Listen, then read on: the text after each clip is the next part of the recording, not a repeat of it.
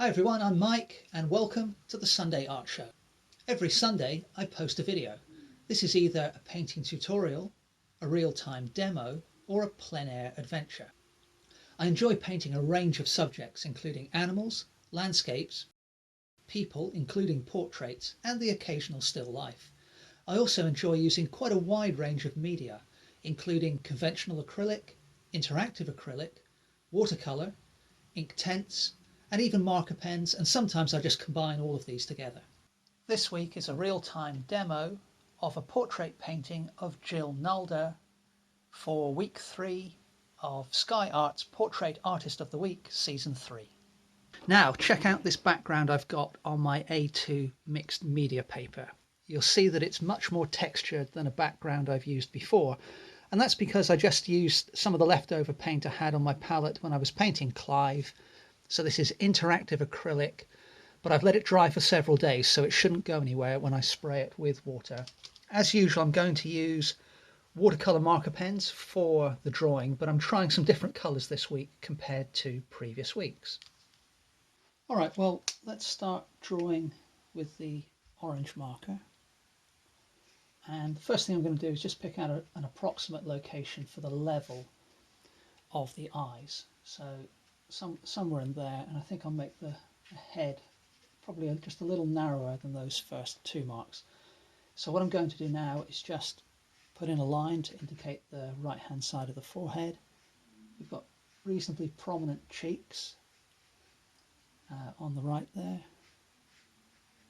down to the lower jaw, so just putting in a rough outline of the face, really get the shape in. Now the left hand side of the jawline is coming out diagonally up and left here, and then the hairline goes slightly to the right of vertical, and then she's got a fringe, or bangs I think it's sometimes referred to in the States, but I'm going to ignore that and just put the actual hairline in there. And then we've got a polo neck jumper,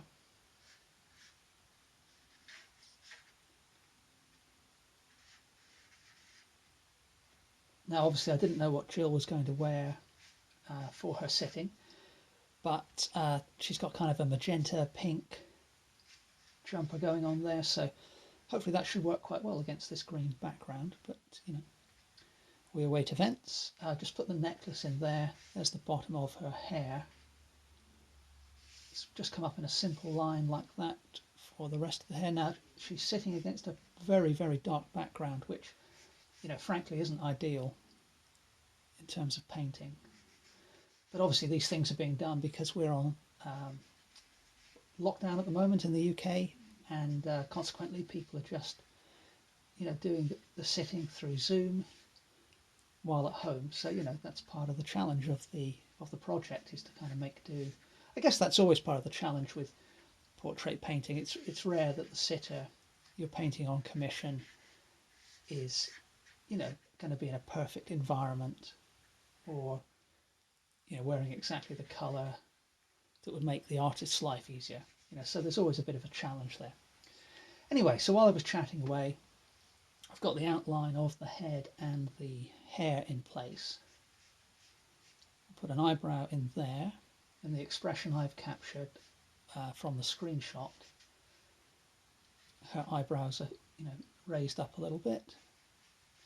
Just going to put in an approximate position for the eye. Now, you know, I'm not worrying too much about being particularly fussy here or too careful, because I'm going to come back in with a different colour in just a little bit. And the nose, so it's quite almost a V-shaped shadow at the top of the nose there. That then comes out to the right a little bit.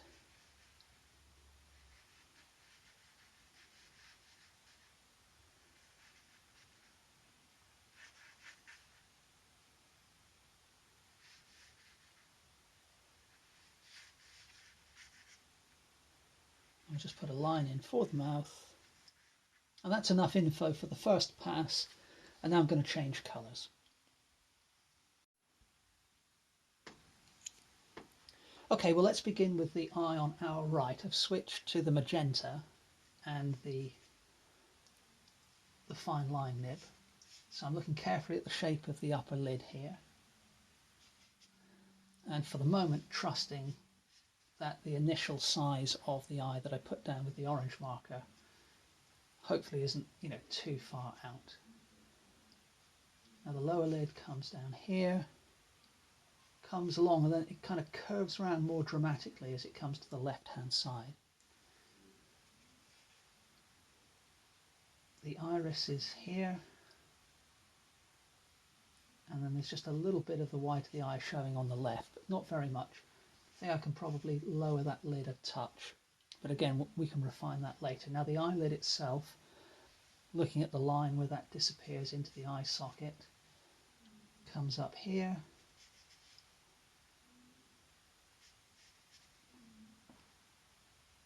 and then there's quite a relatively prominent line underneath the lower lid here. So we'll put that in, and then now I need to look at where the edge of the head is, or the side of the head. So my orange line at this point wasn't too far out. My eyebrow, though, is a mile out, so the side of the head of the face comes up about level with the top of that eyelid, and then the eyebrow goes up at quite a dramatic angle. As I said, her eyebrows are raised in this particular expression. It's not all that clear from my screenshot what happens up here, because it kind of gets hidden behind the hair, but I think what's happening is something like that. And then there's a subtle line of shadow which comes from here down over the eye there, and then the end of this eyebrow meets up with the bridge of the nose, and then there's this little V-shaped shadow which is almost, the right hand side of which is almost vertical here,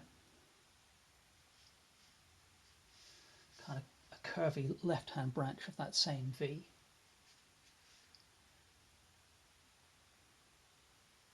That comes down below the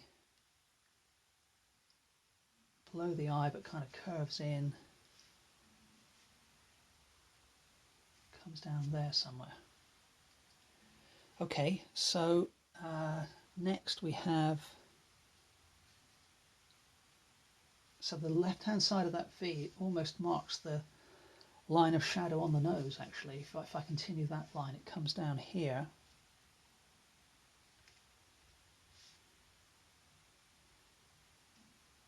Meets up there.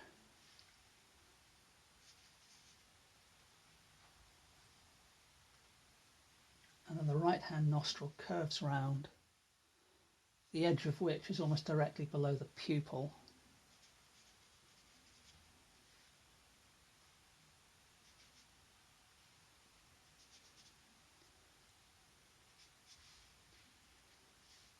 So I think I had my nose too long in the orange line sketch.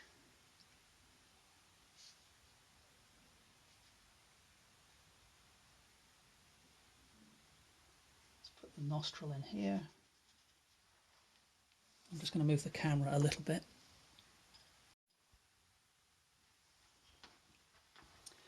Then the left hand edge of the nose curves up to a point slightly higher than this side. And then we've got the lower line of the cheek sweeping down here. And then coming back over to this right hand cheek, I think I made it a little bit too prominent. Yeah, they are quite prominent as she's sort of half smiling, but I went a little too far.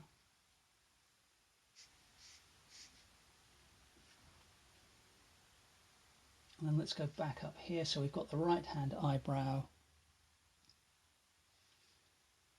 and then the left eye. So let's go to the left eye next. So corner of that eye, the left hand eye is maybe just a tiny bit lower in the corner, so it starts about there. We're about one eye width apart, so that's not too bad.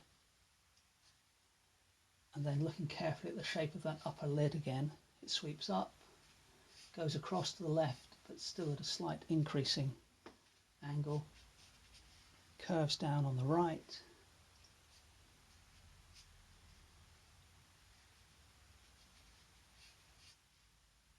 and then the iris is a little more central in that eye as we're viewing it from this angle. And I can see now actually that I've made a mistake with this iris. That's now that I'm looking more closely at my reference. I don't know whether that's an artifact of my photo or not, but I think what I should have done is put that there. That's okay. I'm not quite sure actually. Okay, well I obviously need to fix the eyes later, so that's it, but we'll come to that. Okay, so let's get the line of that other lid in.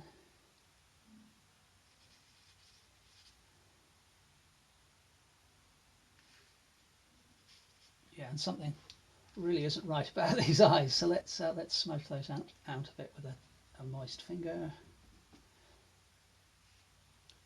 And we'll go back up here, get this eyebrow in.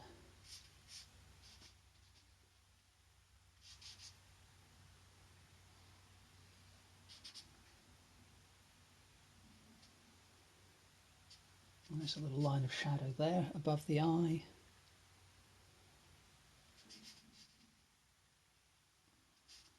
Left side of the head where it disappears in behind the hair. Comes down to about there. So that line wasn't too far out. So now we come to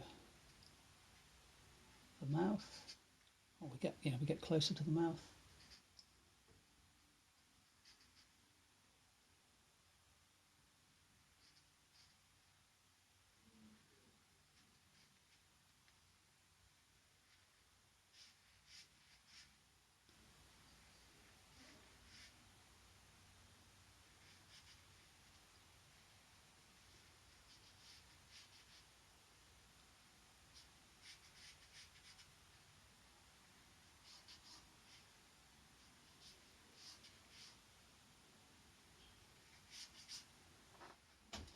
Oops, so we can draw that in and then come down here and look at the shadows that are playing around the mouth, and then also how the face kind of curves in there. Then we need to look carefully at the shape of the chin.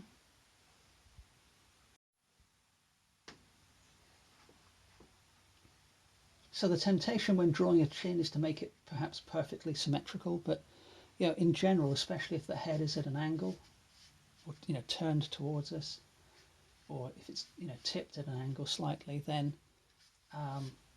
that will change things. It won't be completely symmetric, so we have to look for those little asymmetries and include those in our drawing. Let's go back up here next. Just need to adjust my reference. There we go.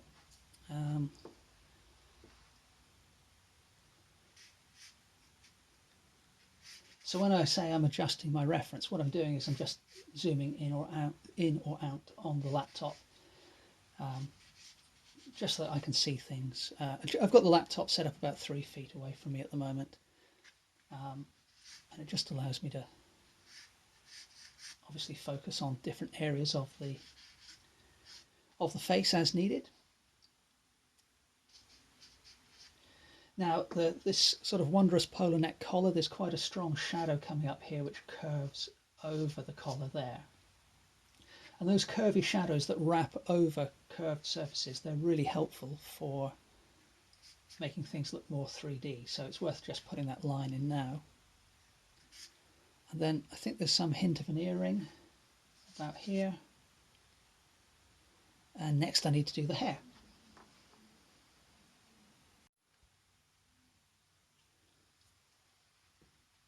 So the main thing I'm looking at in terms of the hair now are the big shapes, and I guess that's true, for the face as well. But in particular, there seems to be a lock of hair falling across here, leaving a little kind of triangle of forehead showing through there. And then there's a fairly large lock of hair there, which kind of curves down. comes along here, and curves in there,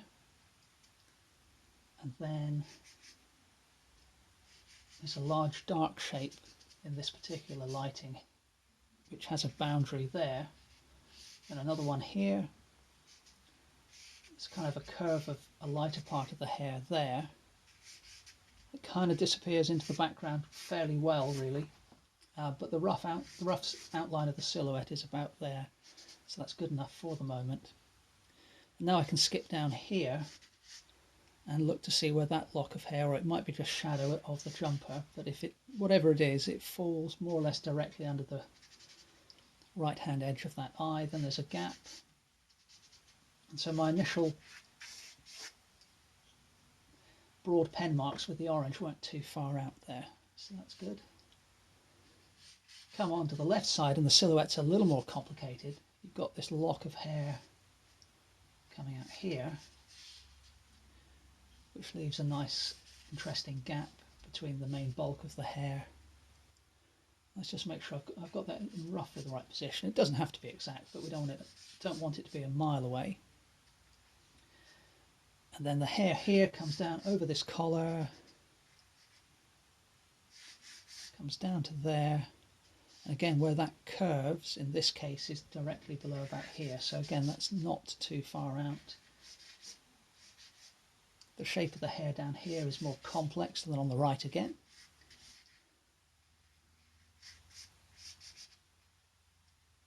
So we'll just hint at some of that complexity. Then we just need to look at the shoulders now, make sure they're correct angle. That one's not too far out, could do with being a little higher up there. Actually, no, hang on a sec.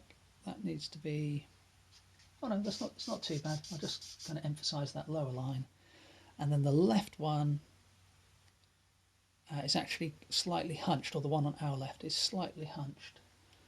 And that is about level with here, so it's actually coming up there. Okay, so we've got a face on the paper. I'm not sure it's exactly Jill at the moment, but I'll switch to the burnt umber in a bit to refine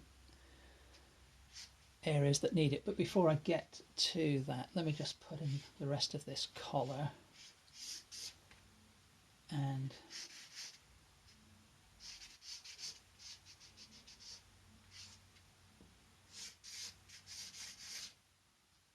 something of the necklace as well. And now we can go over to the burnt umber. So at the moment I think I've got the eyes too big. I think that's the main problem. So what I'm going to do with the burnt umber, which shouldn't be too far off for the eyelash colour anyway, is just try and correct that. So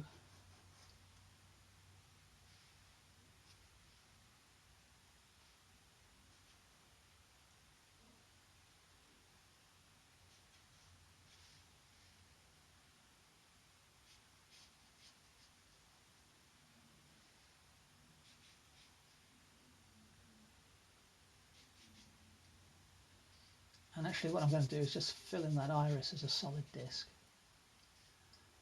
to hide the earlier mistaken lines that I'd made. Not because you know, I don't want people to see my mistakes, but I just feel that when I'm looking at it, it causes me confusion. So by removing them, it just makes it clear, okay, well, this is where I think the eye should be now, so that my brain doesn't kind of switch inadvertently between the earlier line and the more recent one. So I'm going to do the same with this left eye, but leave a little bit of light in the eye. All this will be painted over anyway, but I think that's not too far out now. Now, are there any other areas which need adjustment?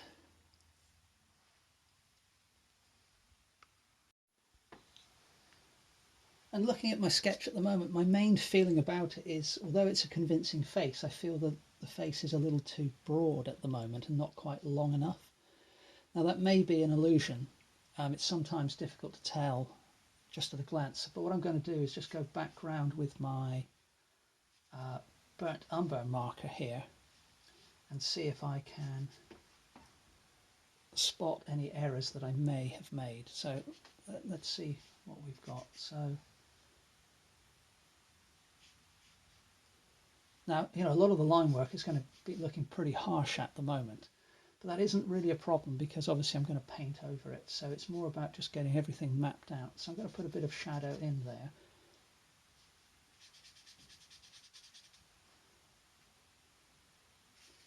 I've got that line there, which is reasonable, I think. I think this could be a little narrower here. The eyebrow comes up there, comes across.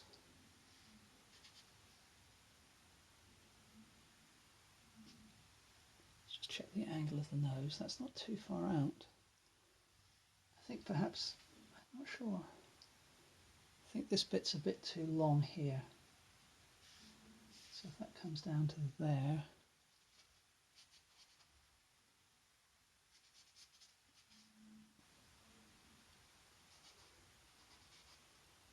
There's perhaps a bit more shadow in here. Well, there is. Come across there.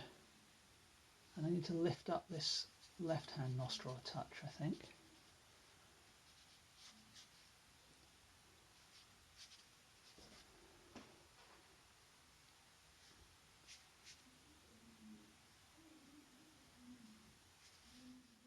Now, the lock of hair I had before, I don't think I put that in the right place. I think perhaps this is part of the problem. So that eyebrow comes up there.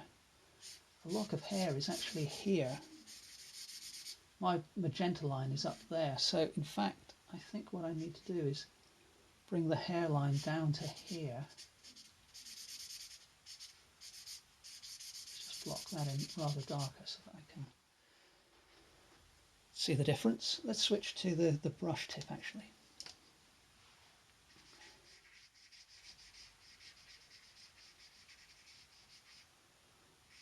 I've got quite a lot of hair here, rather, you know, less dense on the left than the right. And then I'm going to go back to the fine line nib, raise this eyebrow up a little bit and change the shape a touch as well. And then we've got a fairly subtle shadow on the left of the line I just put in. That kind of sweeps down to there.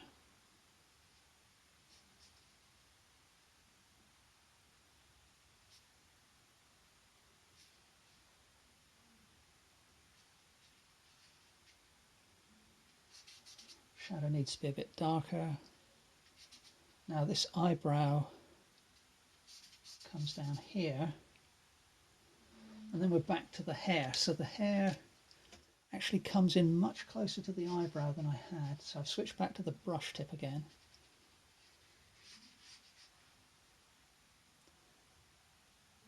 And I think that can afford to be coming a little closer as well.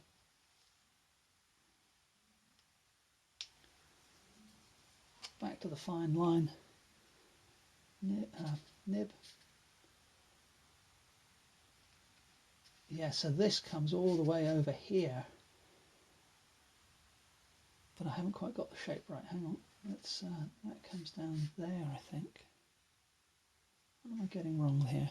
So this is here, and then on about the same level is the other cheek. And that needs to be under there.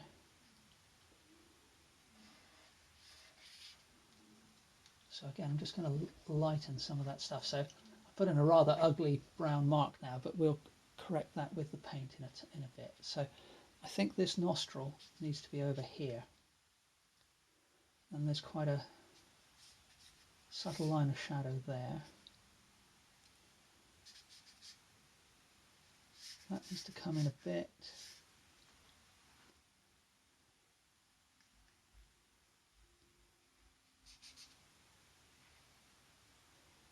Now this cheek is still a little too prominent, I think. Or perhaps not so much that, but just slightly the wrong shape.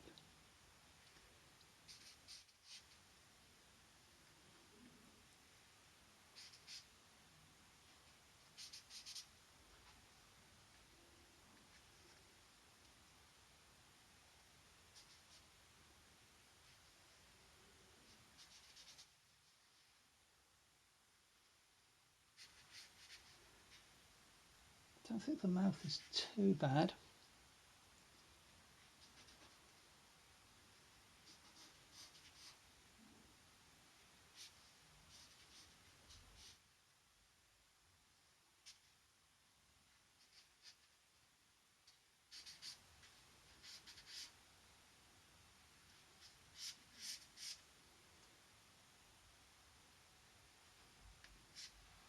Well, that's better than it was, I feel, but I still think the eyes are a little too big.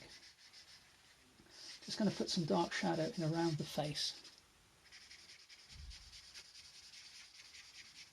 So back to the brush tip with the burnt umber, just because I think it will help me see what's going on in terms of proportion.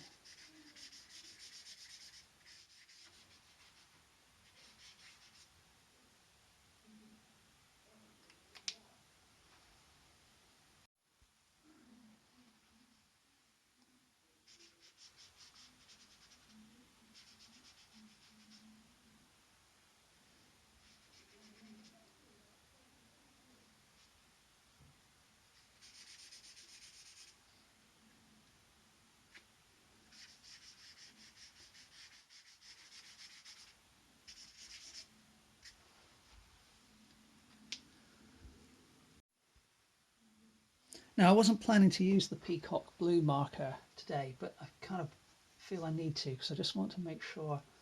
I don't think things are too far out, but I do want to just double check what's going on with this eye, well, both eyes actually,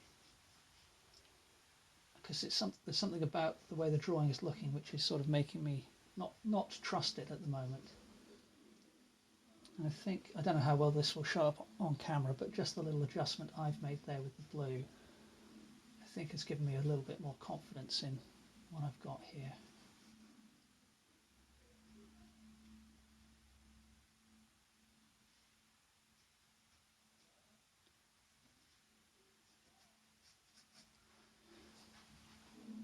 Okay, so what I'm going to do now is go in with a wet brush. So what I'm going to do now is just go in with a clean wet brush. It's just a flat synthetic, the usual one I use, and just move around some of this watercolour marker that I've put down, just to turn this into more of a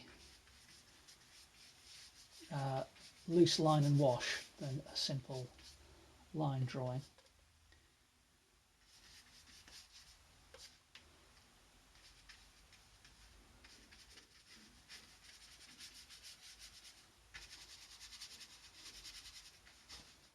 Now in some areas what I'm doing here, for example, now is I'm putting in a little bit of shadow. In other areas, like over here, I was just trying to lighten the rather heavy mark that I put in. So it only takes a couple of minutes to do this, but it just helps me see the direction I need to go when it comes to putting the paint on in just a moment.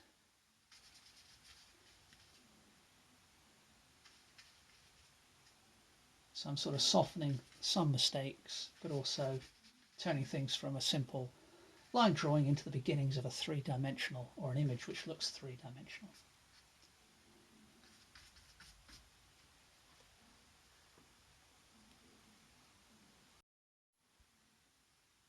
Right, let's get painting.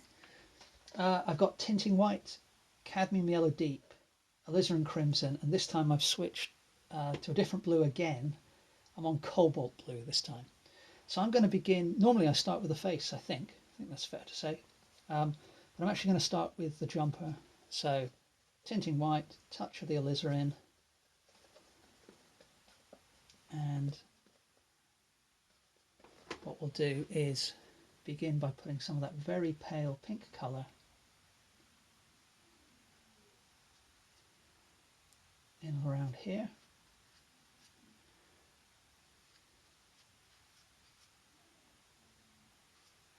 for the highlight colours on this rather wondrous polo neck.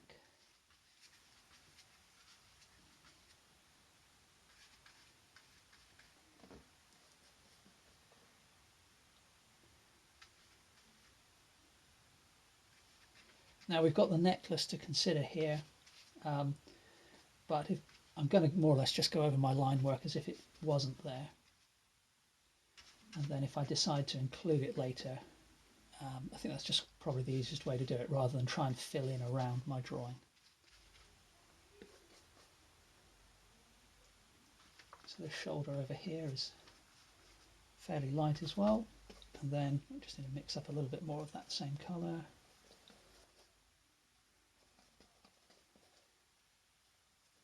Okay, well I ended up going a bit darker than intended, but that's alright. We'll just use that as a mid-tone. Keep the surface of the paper nice and moist, and then we'll come in now and begin to blend into some of that pale colour that I've got on the paper already.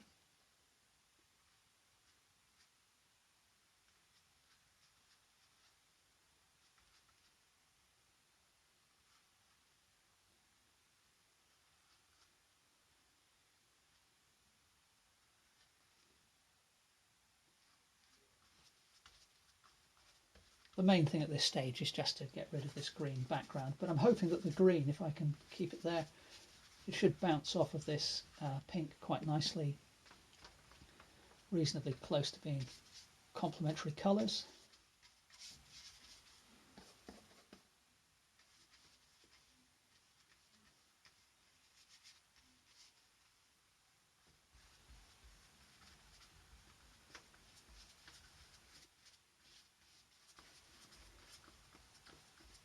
And having put that down, I'm now going to go to the other end of the tonal spectrum and go very dark and block in the hair. Alright, well what I just said about blocking in the hair appealed to me because I thought light and then the dark mass around the hair would immediately make the face kind of more defined. But I've just realised it's not the most efficient way to go because I've got this kind of nice pink mixed up already.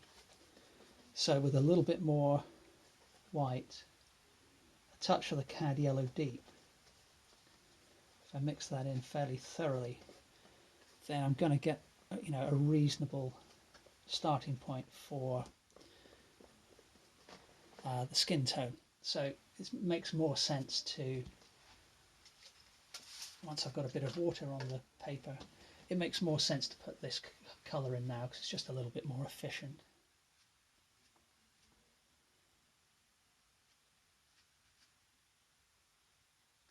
So what I'm doing is I'm looking at Jill's face and I'm just simply trying to look at it as if it's a pattern of light and dark.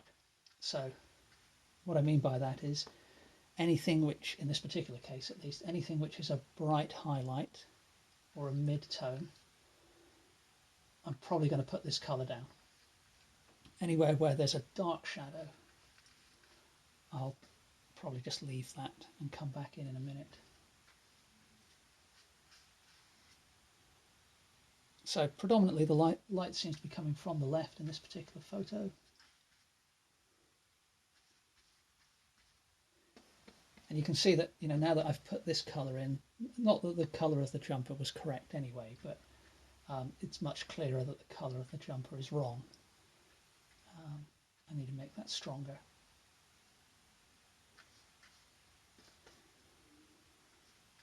But just getting this first layer of paint down just helps to smooth out all the imperfections from the background green that we're showing through, all the multitude of sketch lines that I put down, and it makes, you know, starts to make it seem more like a real face, even though I haven't really done very much at all yet.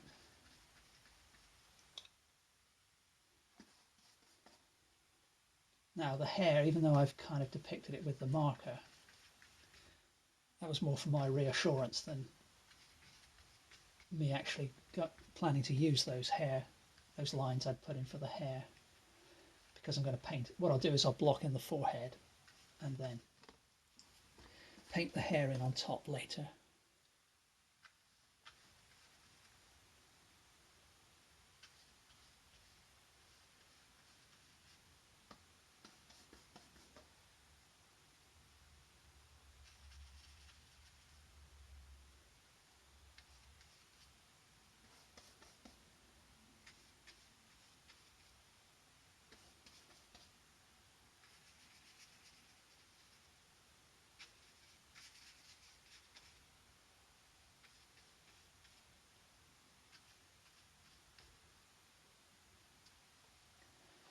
Okay, so we've got some mid to light tones on the face.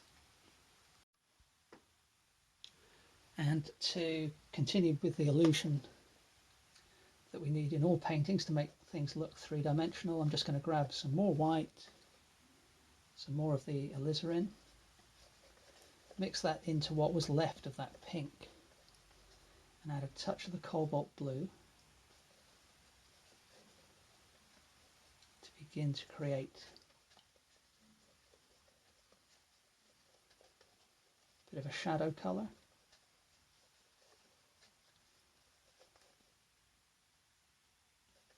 A bit more of the alizarin.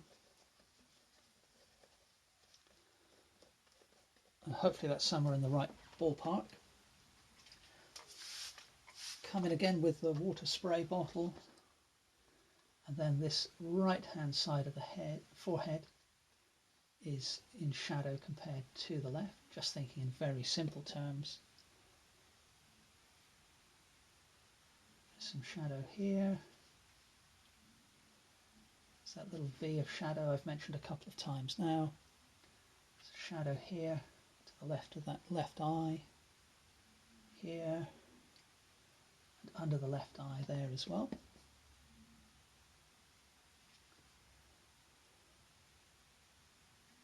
Under the right eye. Much of the right cheek is in relative shadow compared to the left. This right hand side of the nose is darker than on the left. The upper lip.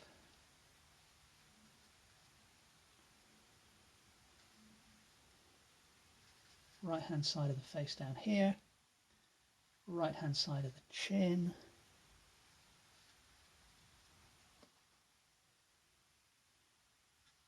The line there. Here. End of the nose. A bit more there. There's a light shadow coming up here.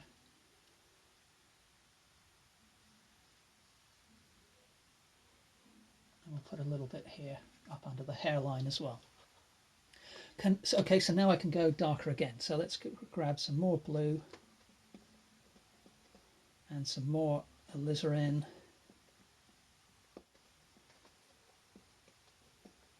And once again, keep the surface of the face nice and moist.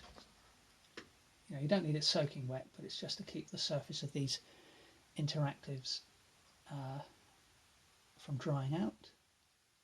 And that means we can get a softer edge and do a bit of blending if needed as we work wet in wet.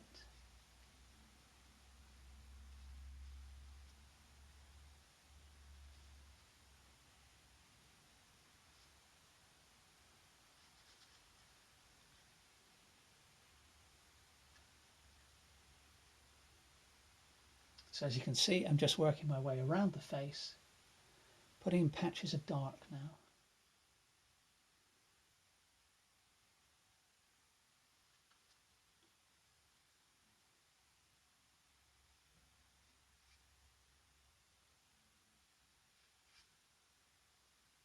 And that's probably enough of that for the moment, I think.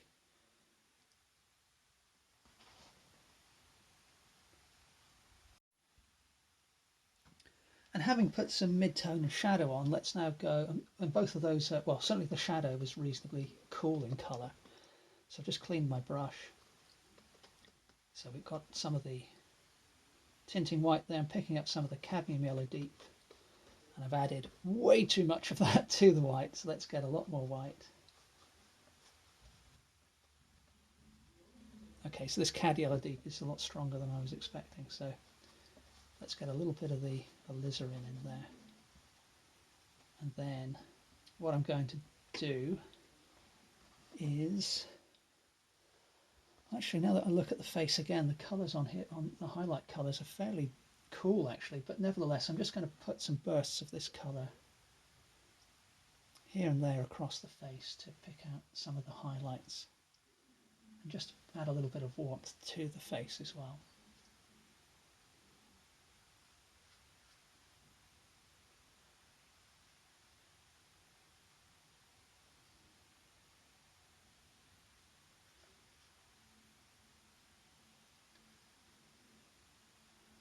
Sort of feel that still sort of feel the chin needs to be larger, and this upper lip, I'm not sure. We may have to do some modification later.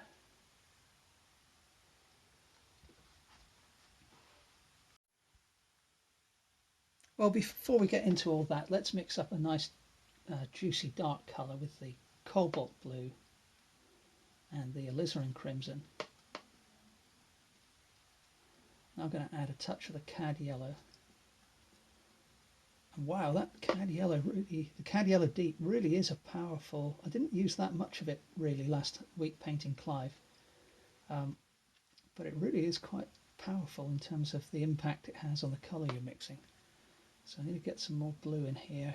So I want a sort of dark brown, reddish brown. A purple would do, or a little off. That's not bad now, that's not bad. So that's a dark colour, which is the main thing. And I'm going to use that to block in the hair, or most of it at least. So let's get that in.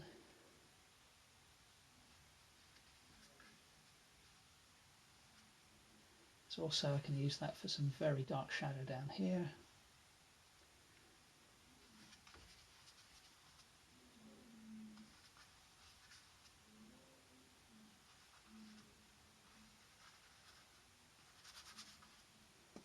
Just realised I should have continued the pink that I used for the jumper up into here, but I'll have to deal with that later. Oops, picked up the wrong colour there.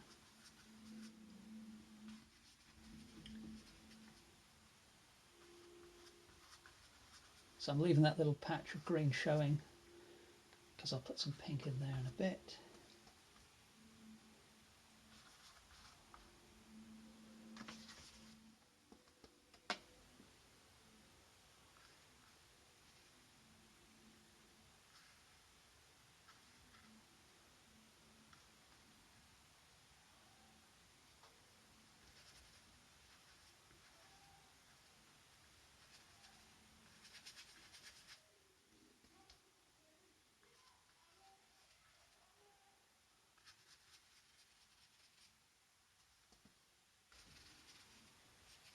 So as you can see, at the moment I'm just treating the hair pretty much as if it was a silhouette. The main thing is to just get a mass of a dark colour in place and ensure that you've got the shape of that silhouette reasonably correct. Again, for the moment I'm going to leave the forehead untouched.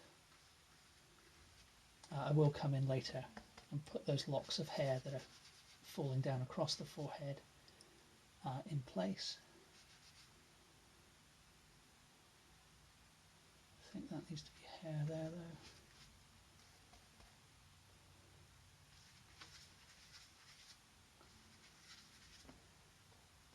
And then as you're doing this, even though it's just a big block of dark colour, you can look at the edges of the brush mark you're putting down and think, well, that dry brush there, although it's not really visible in the reference, because as I mentioned earlier, the hair just kind of disappears into darkness for the most part, or the edge disappears at least. The that little dry brush edge, that can be like a helpful little textural mark to help you describe hair. So sometimes these little accidental effects that you get, we mustn't be in too much of a rush to remove them. I'm running out of paint on my palette really, of this particular colour. Let's just scumble in a little bit of darkness there.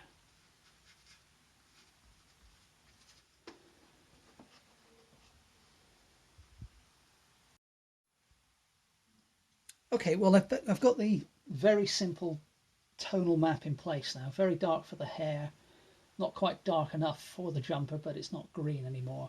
And then the face is also blocked in to some extent as well. But the main thing I feel I need to fix to kind of see if I've got this face correct is the eyes, because I still don't feel that Jill is on the way to becoming, real on the paper. So I'm grabbing some of the tinting white and a little bit of that very pale purple I used for the face. And what I'm going to work on next are the eyes. So I've switched to a small filbert brush, and now the eyes are quite heavy shadow actually, but there is a little bit of light showing on the right hand side of the white of the eye there. And then, in fact, I think what I'm going to do is just block out this eye for the most part in this off-white colour.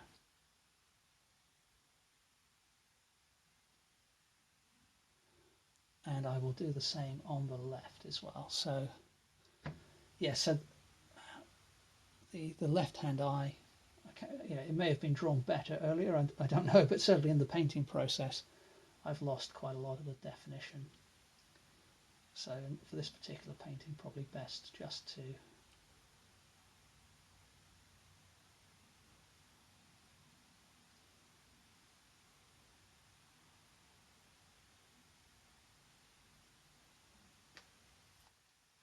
block out both eyes there.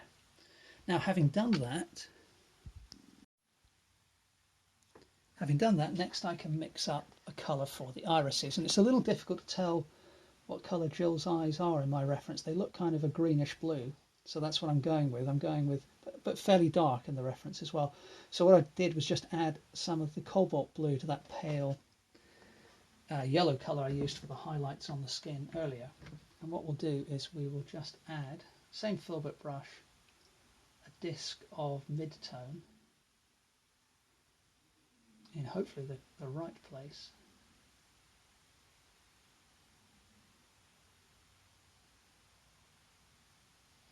On that right hand eye, and then we'll move across to the left.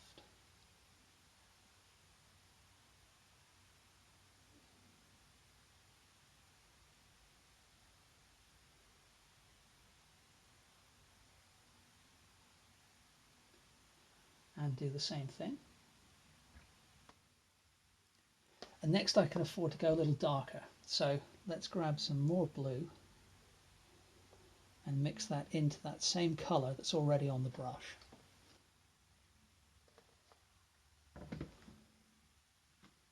And in general, I would say the left-hand side of this iris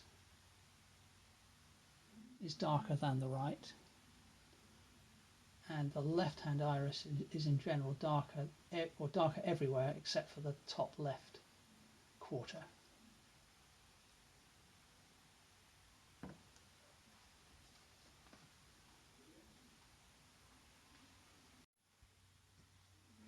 Next, I want to refine the line of the upper eyelash, so I'm going back into some of the purple that I had before. And again, I'm going to look pretty carefully at the shape of the eye.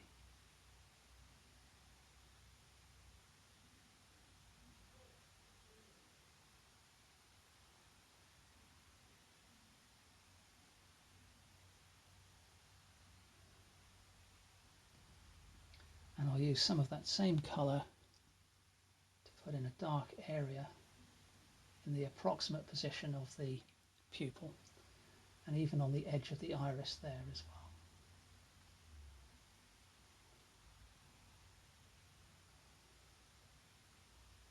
Same colour again I can use here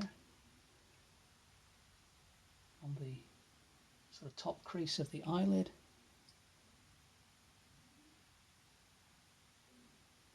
And then there's some quite deep shadow in around the eye here as well.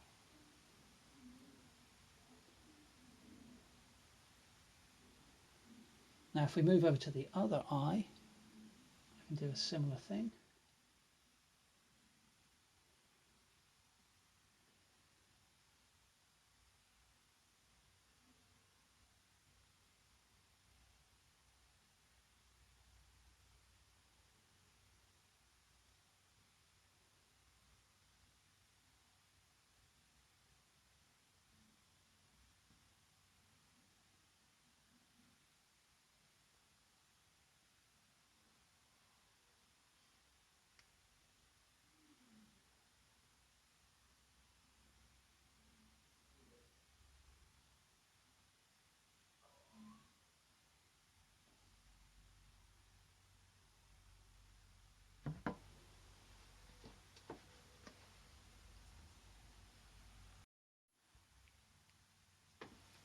And now hopefully the whites of the eyes that I painted in a moment ago, they've dried a little bit hopefully, so I'm just mixing up just with cobalt and the tinting white a darker blue, or a darker, it's a blue and it's also a darker colour than I used for the whites before. And in fact I can afford to go a little bit darker than what I've just added there, because the eyes really are in quite strong shadow.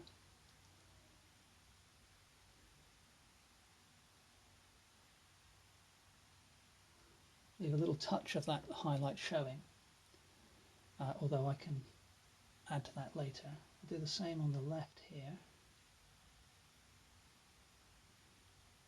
But then I need to add more white I've currently got in the mix for the other corner of the eye there.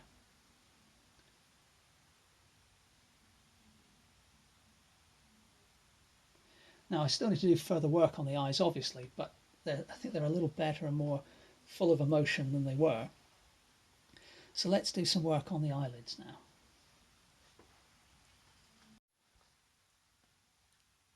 So I've got some of the tinting white. I'm grabbing some of that pale yellow. I'm going to add a touch of the alizarin. There's just a little smattering of it down in the corner of my palette there from earlier.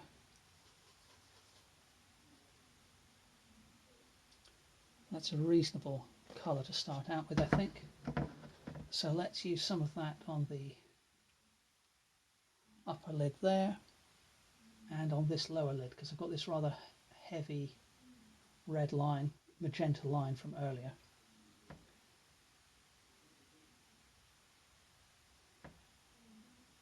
And I can use some of that here.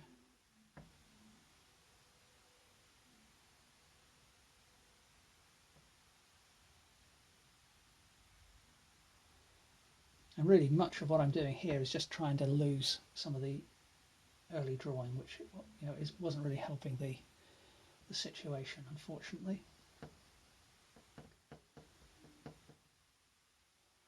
Let's use some of that similar colour to put in a highlight there and here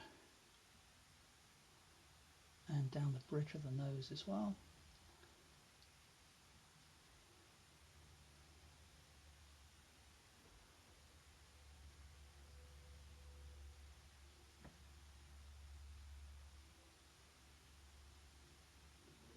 And on that other eyelid,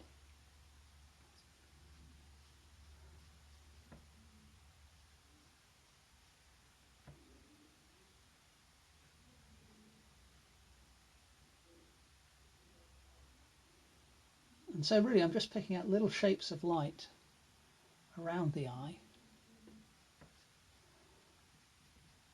then obviously moving down to the nose at the moment.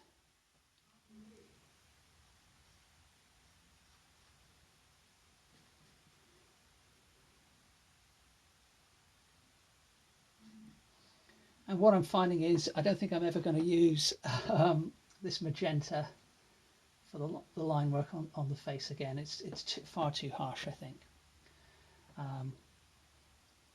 So I'm having to do quite a bit of extra work that I shouldn't, have to do really.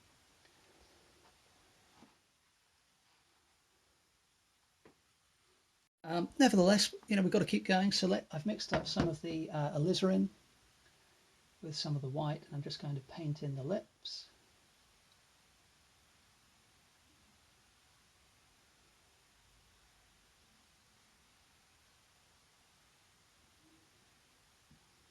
Get them to be a reasonable colour.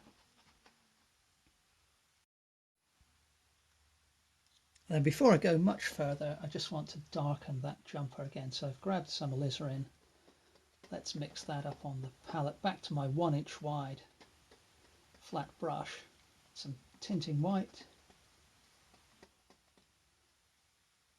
Need some more of that. That's just a touch of the yellow in there. Some more tinting white. And let's use this to add some of the shadows and just make the jumper generally darker than it is, because again I think I just want to keep the colour balance going across the entire painting.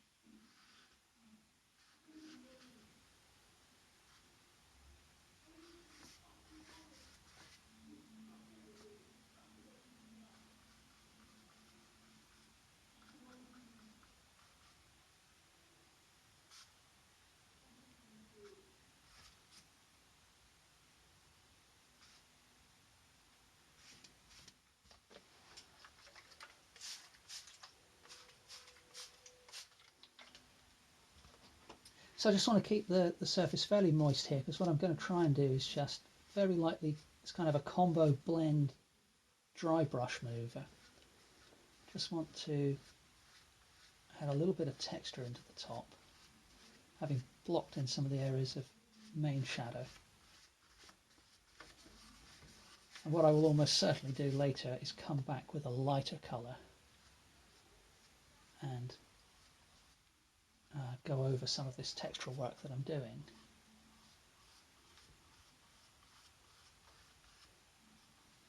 But it was just all looking a little bit too bleached out before, I feel. So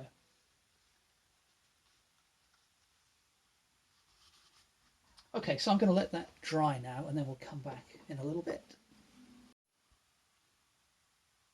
All right, well, that layer of paint is dry, and yeah, there are quite a few areas I still need to work on. In particular, the shadow's way too dark.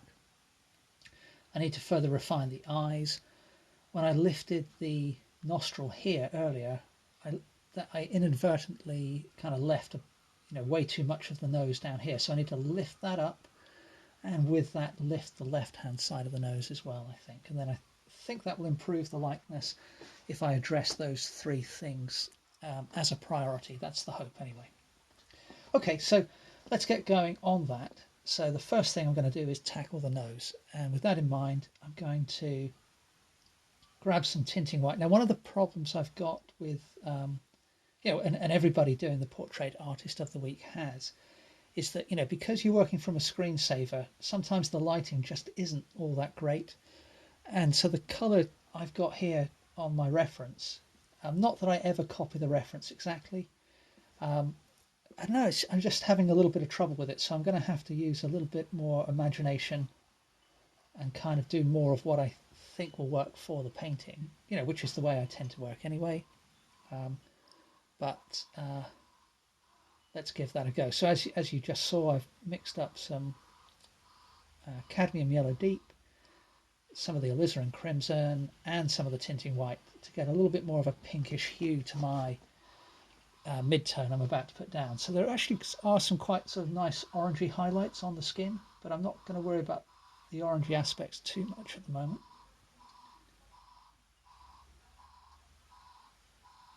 So let's bring the nose up to around about there, and certainly that colour for the flesh I think is working better than the colours I've got so far. So what we'll do is keep going with that for now, and even though the tone is wrong, I'm just going to put a little more in there and perhaps a little bit in here as well, just to help get the line of the nose correct, or begin to get it corrected, So let's do that as well.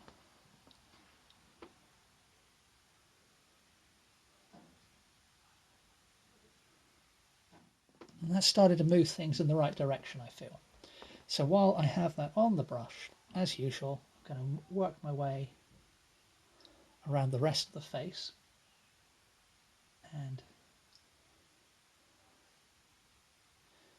use some of this colour, even if it isn't quite right, just to get rid of the sort of the rather cold hues that I've got, well, pretty much everywhere, to be honest. So let's, it's all a bit purple and blue at the moment, and I'm very happy to have quite a bit of purple and blue in my portrait paintings, but I went a little too far this time, I think. So let's keep going.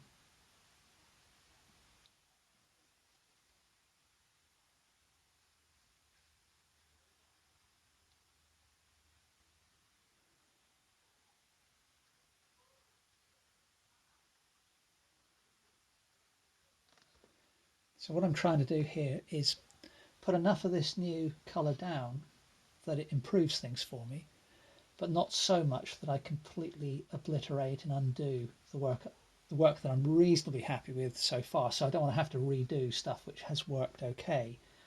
I just want to improve the overall effect. So that gives me a base to kind of work from.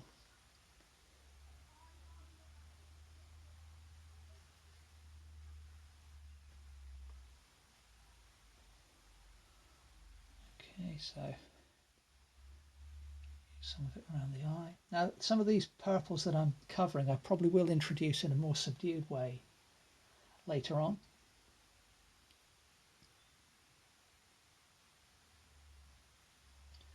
But when it comes to kind of outlandish colours in the face, it's a delicate balance between having something which hopefully people would look at and go, oh, that's interesting. I haven't seen those sorts of colours used in the face before, and something which is just, you know, okay, it's gone too far. It's too much.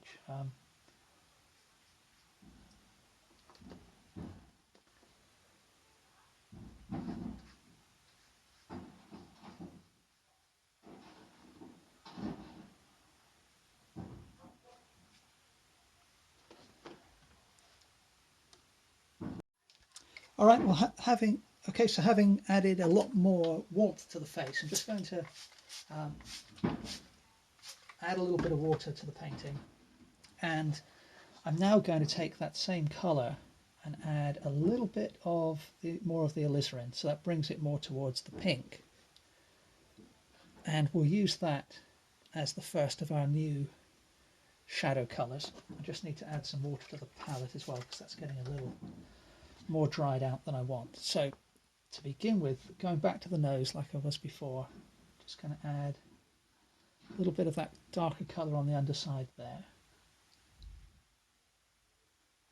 And the nose it's almost coming across flat in the centre part there.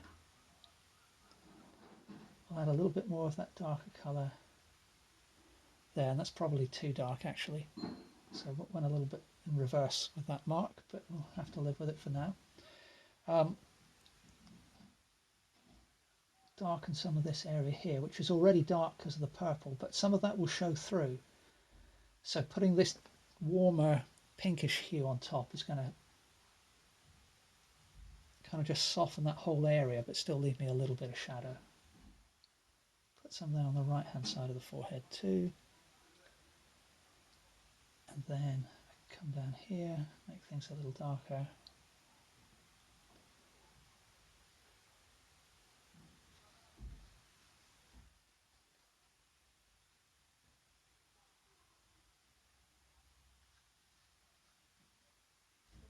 Now this colour will also serve as the beginning of a highlight colour on the lips. So I may as well put that in there, and a little touch just to the left of centre on the upper lip as well.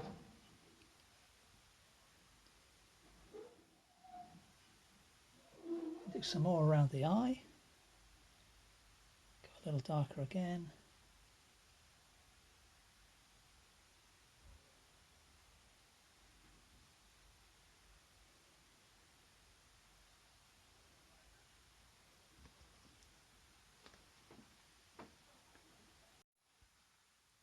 So I feel that, you know, already things are looking better than they were. So now let's go a little darker again, just adding a little bit more alizarin to that mix and picking up some of the slightly darker orange that I had before. But now I'm just going to add a little touch of the cobalt blue. And let's see what that looks like as a new shadow colour. So this eyebrow, I think, needs to be considerably higher than I've got it. So I'm going to put some of the shadow colour in here to kind of raise or kind of cover up that eyebrow, because I'll paint that in again later. And that colour I'm quite happy with for the moment. So I think the eyebrow needs to kind of come up here more and across there, so her eyebrows are raised a little higher on that right hand side. Use some of that again just over the top of that eyelid. A little down here. Touch on the right cheek as well. And then what I'm hoping is that this is really going to help define the nose, this colour. So we'll gradually work our way down towards the right nostril.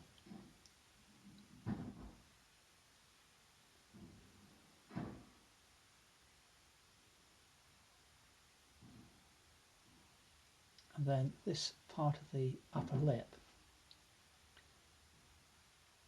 is very much in shadow on the whole.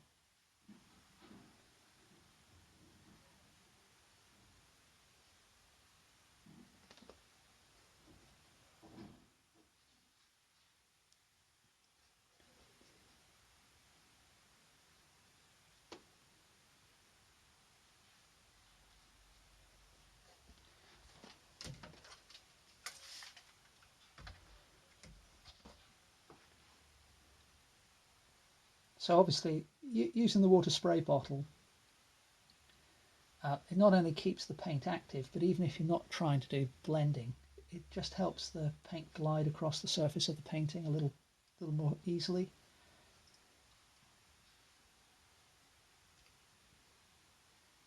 So even if I was using normal acrylic, you know, the non-interactives, it's something I would still do from time to time.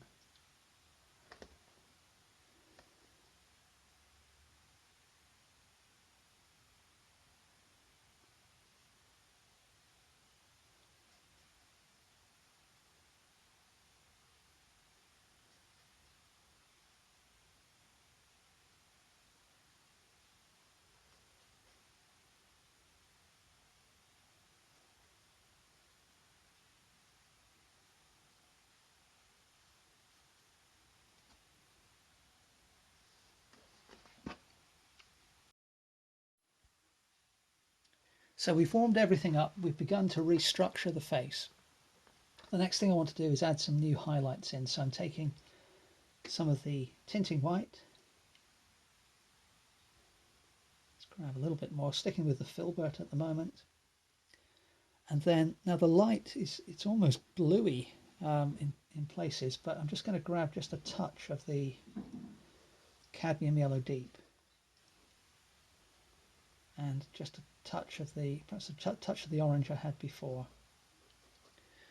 And I'm going to ignore the blueness, or the slight blueness that I'm seeing in the light in my reference. It could be my eyes, I don't know. But for now, what we'll do is, let's keep the surface white. What we will do is use this to, I'm hoping, improve the highlights in certain areas. So I'm going to put a little flash on the eyelid there and on the nose.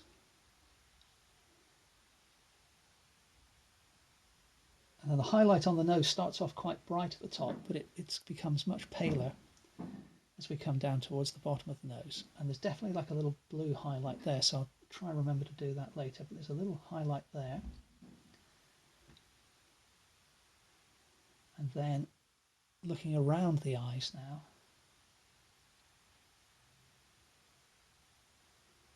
there's a lovely little highlight which comes down here, and then there's a couple of sort of little blips, one which goes up the beginning of the upper lid, and then one which goes up along the beginning of the lower lid there. But they kind of all merges into this one larger highlight. I haven't got it quite right, but hopefully it's close enough to begin to capture a little bit of the structure of the eye there.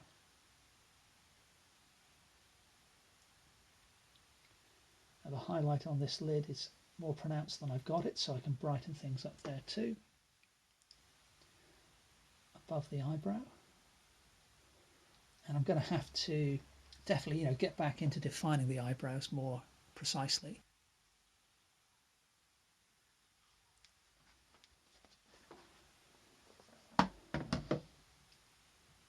Highlight here is much brighter than I've got it as well. And in fact, this part of the forehead. So again, it's kind of tricky because a lot of this here I'm going to cover with hair in a bit, but I need to get that underlying pattern of light, the overall pattern of light on the forehead correct before I go too crazy with the hair. Now, on the nose here, we've got a little bit of light catching just above the left nostril, which I've probably made a little brighter than it should be, but for now we're okay. And then this is the next move, which I'm hoping is going to help define the likeness. So by raising this highlight up to here, that's going to show us much more clearly where the bottom of the nose now is in my painting compared to where I had it, and the same with this one, which is going in here.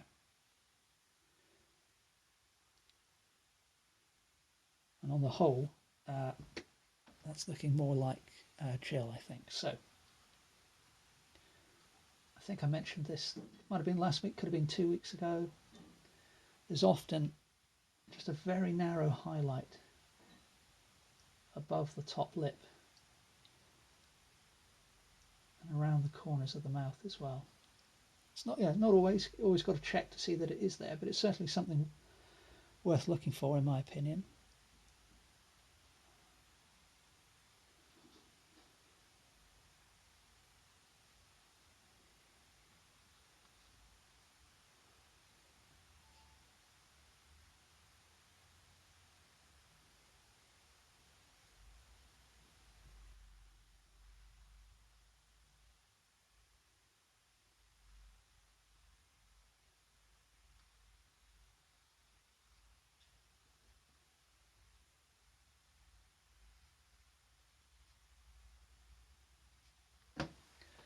Okay, so on the whole, that's not too bad, but I think some of these highlights are just a little too bright. So I'm just going to grab some of the orange and mix that in. And again, keep the surface moist.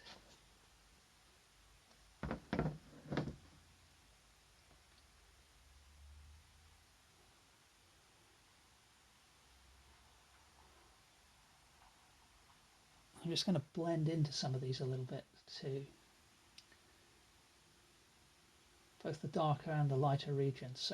So if you feel your painting is kind of too, it's been painted with too stark a contrast, I guess. A good way of tackling that is to mix up a colour somewhere in the middle and just soften. You can lighten the areas which are too dark, and you can darken the areas which are too light with just that one colour.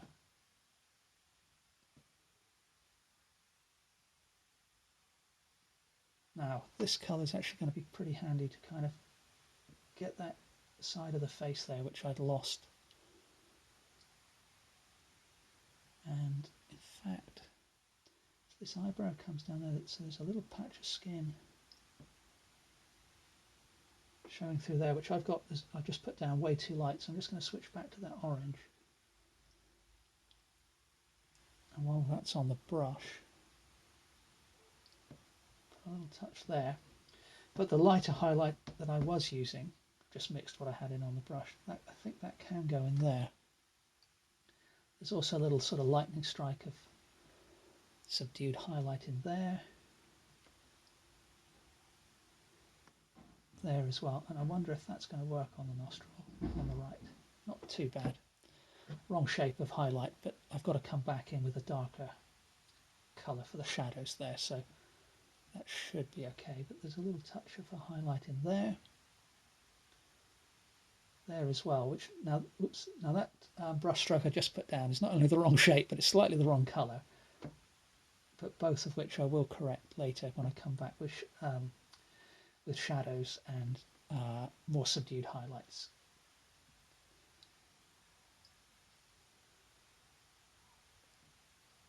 Okay.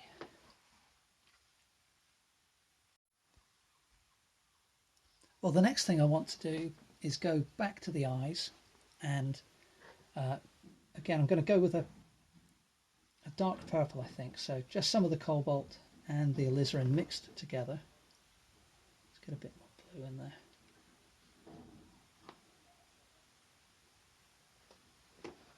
And we'll use this to more precisely than before put in the pupil.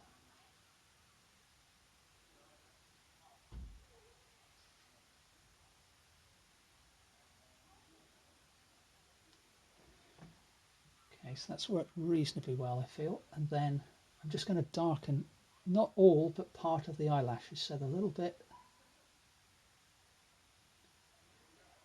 directly above the iris, and then also in this right hand corner as well. And then on the left hand eye, a similar thing. I'm going to darken the part of the eyelash which goes over the iris here, but make it a little bit heavier than the one on the right. And then same thing again with the pupil, just darken that area there.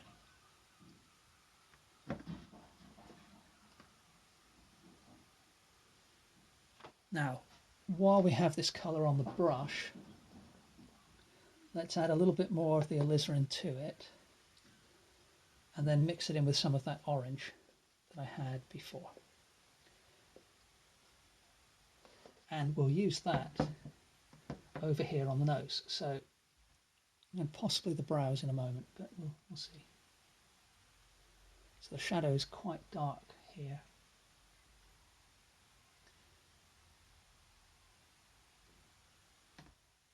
So that if you know, I don't know, obviously I imagine people watching this might be everything from beginners to quite experienced. Who knows? I've got no way of telling. But if you are just starting out with portrait painting, one of the things to look for in the face is having established just the general pattern of light and dark. Then within those darks you want to look for variations in dark. So for example, I observed a moment ago that along the line of the eyelashes were slightly darker here than here. Same with this eye, it's slightly darker here than either end. And the shadow here in the nose, or by the nose rather, it is dark, but it isn't as dark as the pupils, for example. So you can you've got to look at those, just those little variations, and try and include them as you go.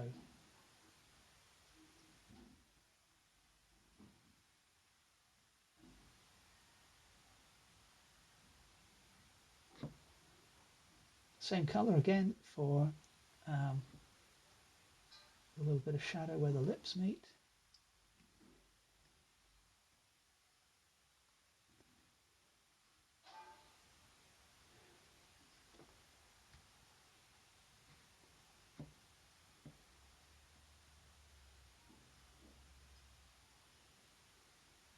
There's quite a substantial dark shadow here on the left, but I'm sort of playing that down a little bit.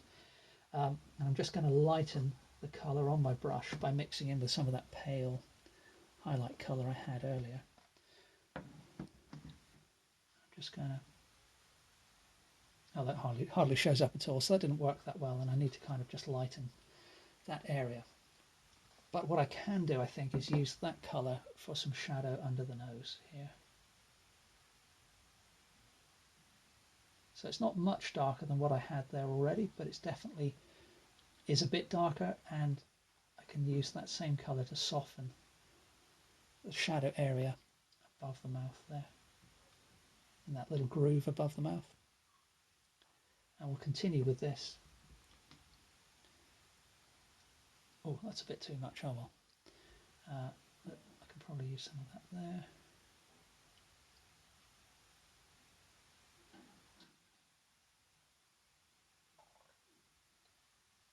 Pop some down there.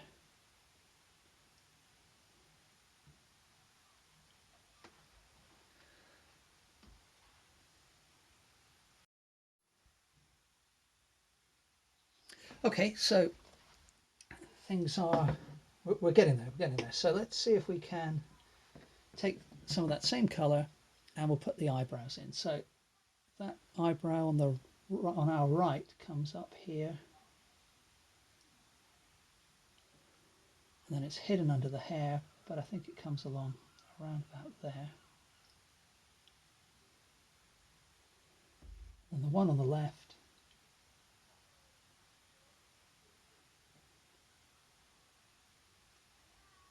starts about there.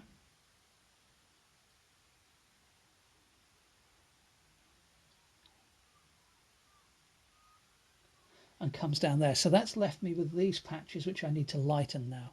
So let's do that next. I'll get to that in just a second. I've just realised I can put a little lick of that kind of eyebrow colour into the eye there. And there as well, just on the edges of the iris. I don't know whether I can probably just put a little touch there. It's not quite so visible in the reference, but just want to darken the edges of the iris. And I'm going to come back to the eyes and put highlights in both the iris and the whites of the eyes and refine the shape as well. But let's go back to that lighter skin. Now I've just remixed that very pale orange from the tinting white, touch of the cad yellow, and the merest hint, that was my water bottle just hitting the floor, merest hint of the alizarin. And I may refine this further in just a moment, but what I want to do first of all is simply change those areas which are very dark at the moment to a lighter colour. Now I can see that now that I've put that on, that's that is way too light, although it isn't too far off on this left hand side. So let's put it, in general it is too light. I could probably put a little touch of that there though. But certainly for the right hand side it's way too light. So let's grab some more of the alizarin. And I don't have much pure kind of pink on the face, so I don't think it would hurt to go more towards the pink here actually, rather than the orange or the purple. So let's start with that and see how that looks.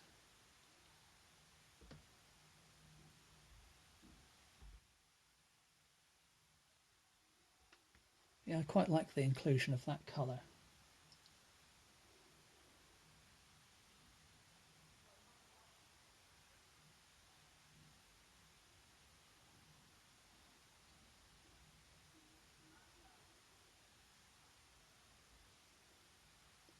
So I'll keep that going.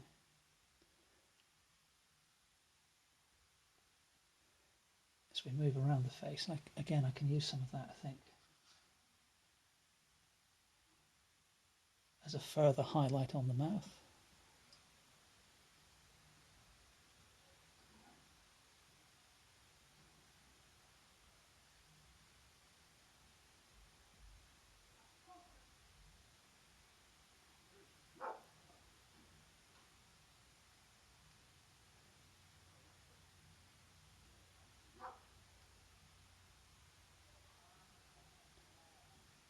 And one of the things you have to watch, or I find I have to watch when I'm making these corrections, is sometimes the correction you make to one area affects the way another area, which hadn't been looking hadn't been looking too bad a moment ago, but the correction you put in, you've got to look at how it affects everything within your painting as best you can.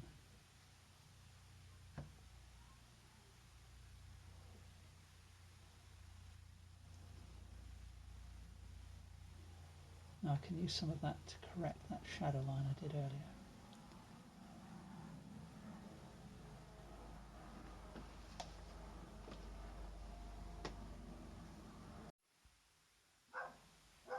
Okay, well, I'm getting a little bit of face fatigue from sort of concentrating on the features for so long.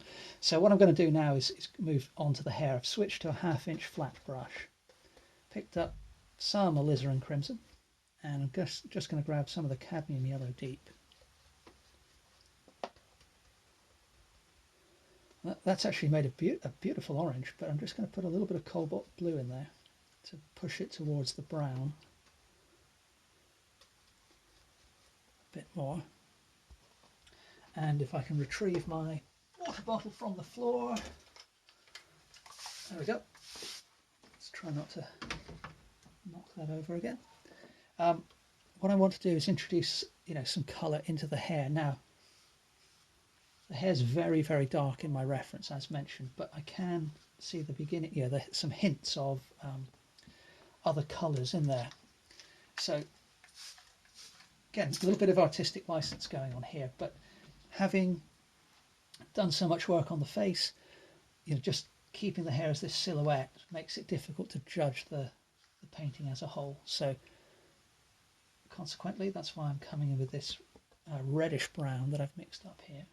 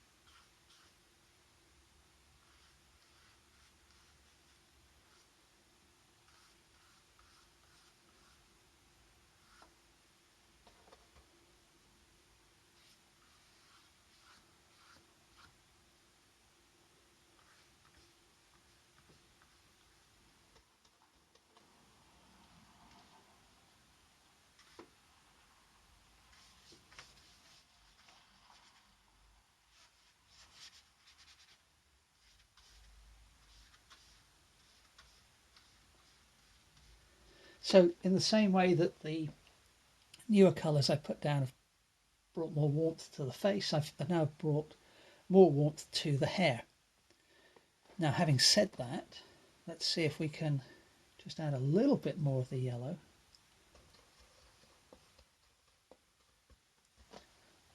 Let's get the paint moving on the palette a bit and also keep it wet on the painting. And so on the edges of some of those patches of the darker red, I'm just going to blend in a little bit of this slightly lighter colour that I've put down.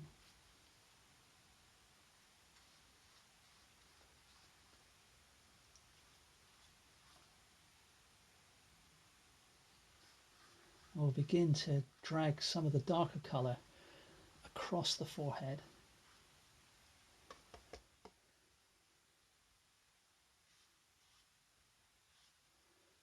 Now, this colour I'm putting down here, it isn't really correct in terms of, well, anything really, but it's, it's going to begin to hint at the hair.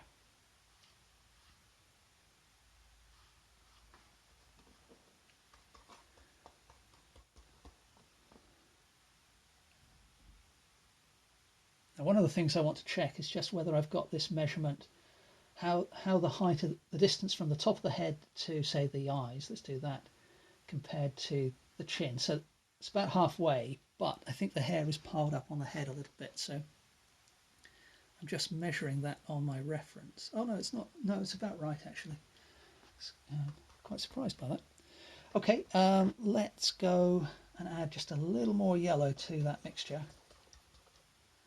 and we'll just add a few licks of that down here.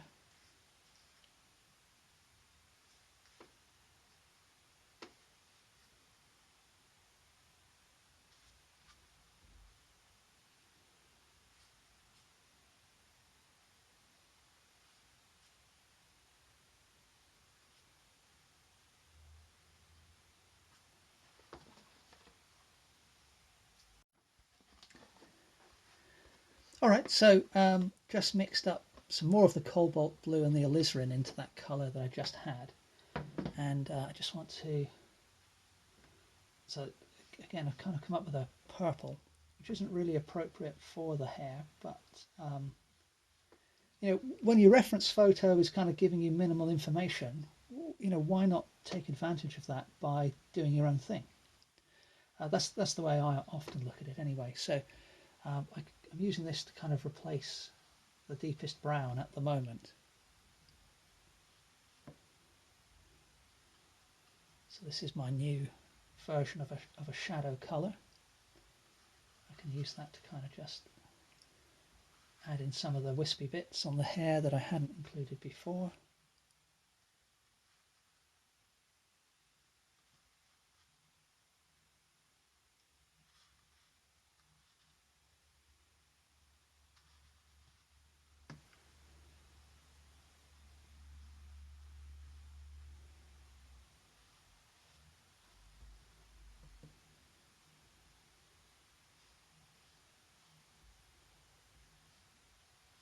Again, just tickling the bristles of the brush across the surface of the painting to introduce some hair falling over the forehead.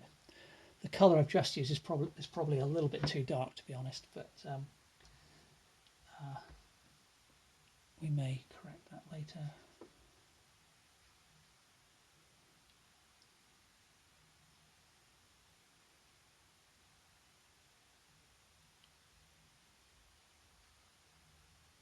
It's really quite dark down here.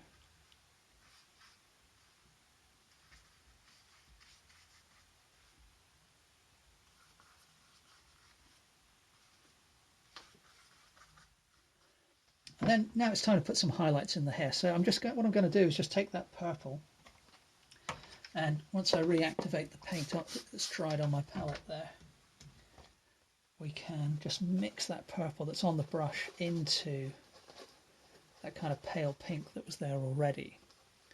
And let's see what that looks like as a highlight colour, because on dark hair, even if the hair looks really shiny, the highlights are actually quite subdued on sort of the absolute scale. So let's just see a little bit of wet in wet. That's not a million miles away.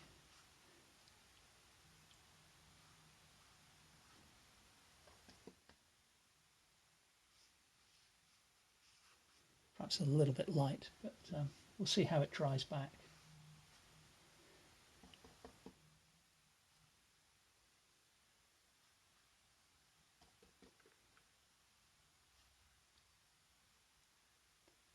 I can use that to kind of sweep over some of the darker colour that I put down before.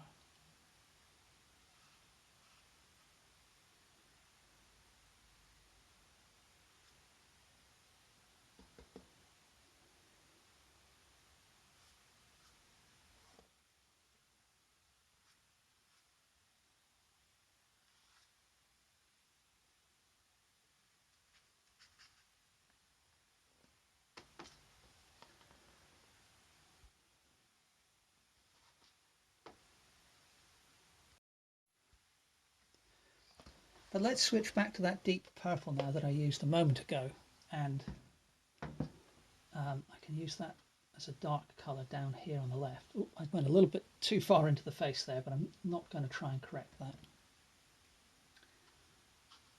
Darken the shadow there, and run that shadow to the side of the face into the hair. Add a few more dark areas along this side. And then while that's on the brush, let's use that same colour to just deepen the shadow on this side of the face as well.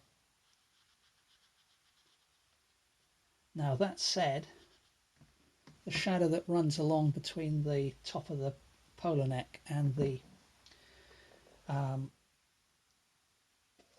chin is quite a bit lighter, so I'm just grabbing some of the cad yellow deep and some of the red and mixing that in with the colour I've got on my brush. And this may not be the brush for the job, actually. I think I'm going to switch to my filbert before I get too carried away.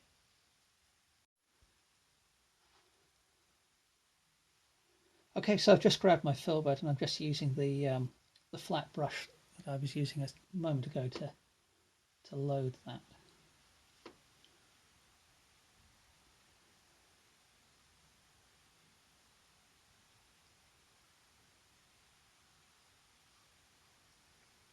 Now I probably will change part of the colour of the shadow I'm putting in just a moment, but I just wanted to get the line of the face a little better than I had it. And I think that has improved things quite a bit.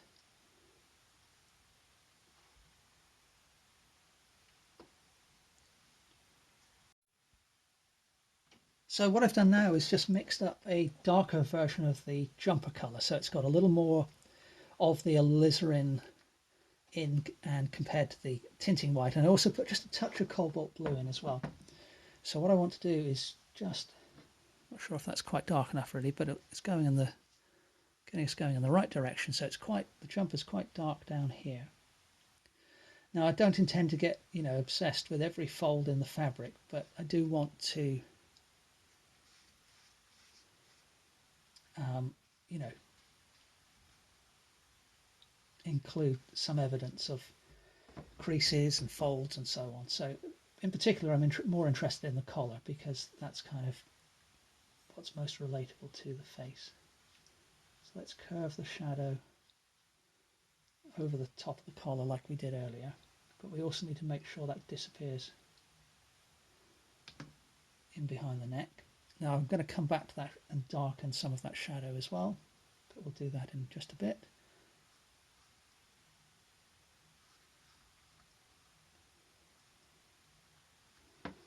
And then I just want to get a little bit of a softer edge going.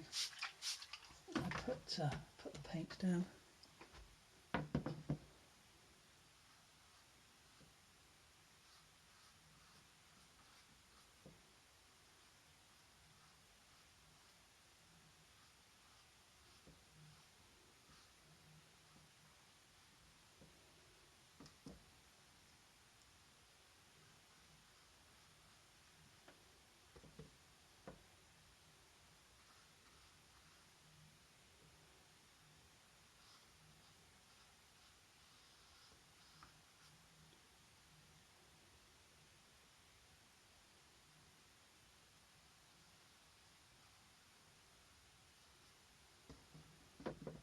Okay, so that's started to create some form on this jumper here.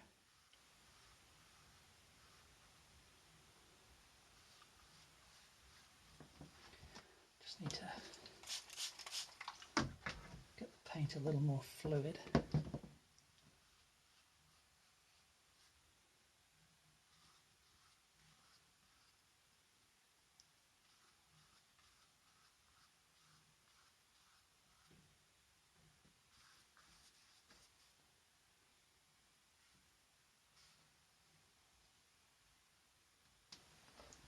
And now what I want to do is just add a little bit of blue to that mixture.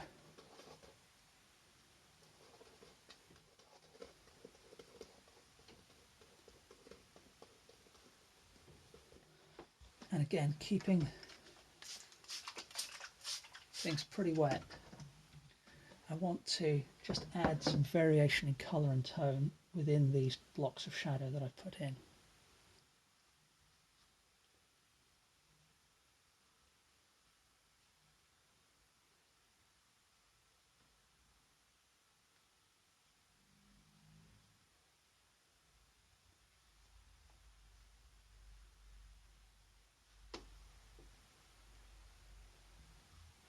And those shadows are probably a little bit too blue, but I think it's okay for the painting.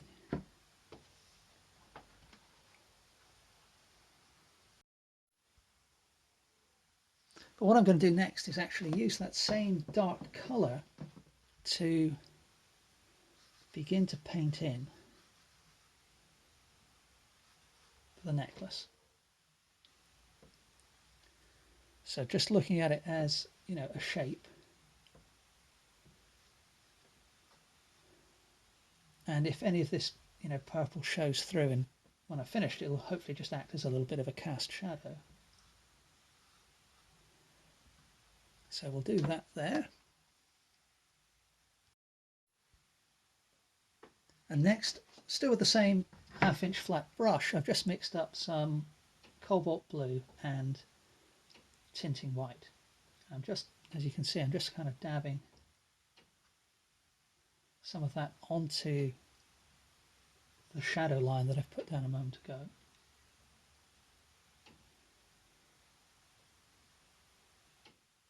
I'm being careful to kind of overlap the edge of that line in places, but also leave some of that shadow line exposed. And then having done that, I don't know whether to add we'll try a little bit of the cad yellow deep. And then mix that in with some of that purple that's there. So I've got kind of a bit of a dirty green really.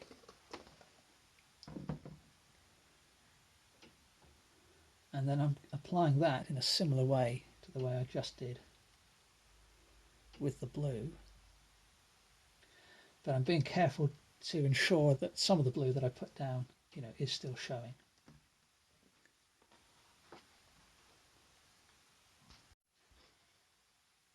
I've just cleaned the same brush and loaded it with some tinting white, just pure white, but I'm putting it down onto wet paint, so that's giving me a nice soft edge, and B, some of the white is kind of automatically mix into the underlying paint. So what that ends up producing is, within the mark you put down on the brush, you get kind of a range of whites. And then having done that, I'm just going to mix that in with whatever colour it happens to be there. Not quite sure what that is underneath it, so that's giving me an off-white now.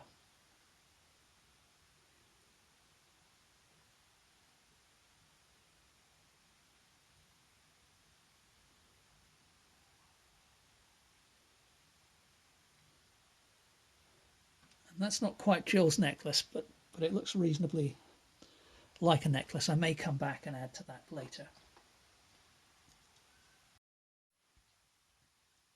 Now I'm going to give this painting a chance to dry soon, but before I do that, I just want to go back and refine the shape of the jaw on the right hand side. So what's actually going on here is, it comes down here, that's not too bad, but then the shadow here needs to be much deeper. So I'm using the same colour that I outlined the jaw with earlier, and so there's more of a gap, you see, between the chin and the collar than I've got, and that's where the sort of shadow is, where just a little bit of the neck is showing, I think. And then it kind of comes down there and puts a little cusp into the collar, into the line of the collar, and then there's a bit more of a gap there, not much.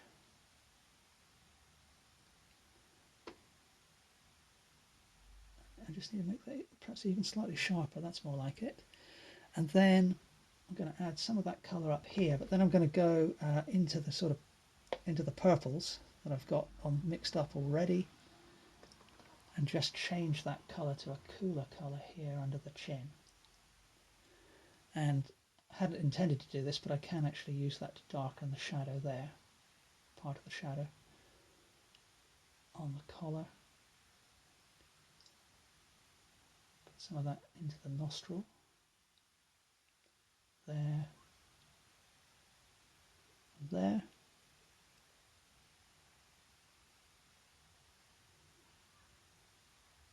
Lift off a little bit of that.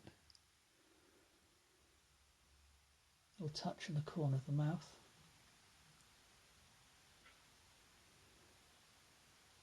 And again, while I've got that on the brush, I may as well keep going a little bit longer. And with this jumper, just put in a few. Let's get the paint a little wetter.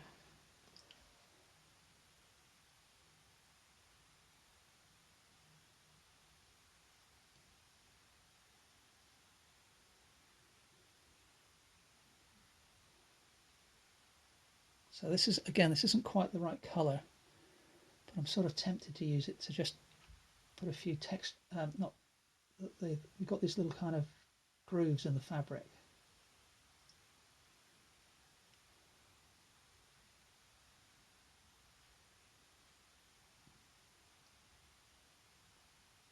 Definitely don't want to draw all of them.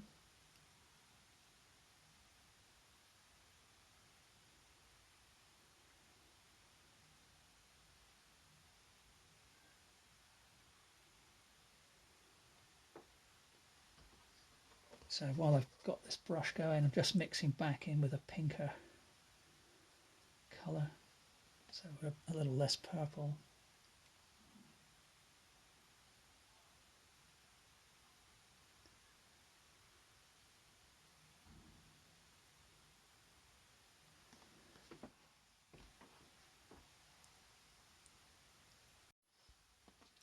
So before I set it drying, I just want to add a few highlights in the eye. So I've mixed up some white with the cad yellow deep. So I'm putting quite a strong yellow highlight here on the right to begin with. And then I'm going to add a lot more tinting white to that mixture. And put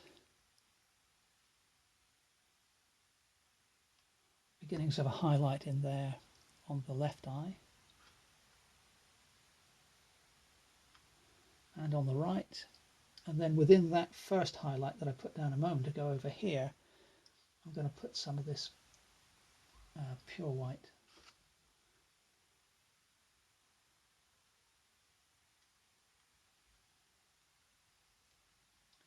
So that's beginning to bring the eyes to life a little more.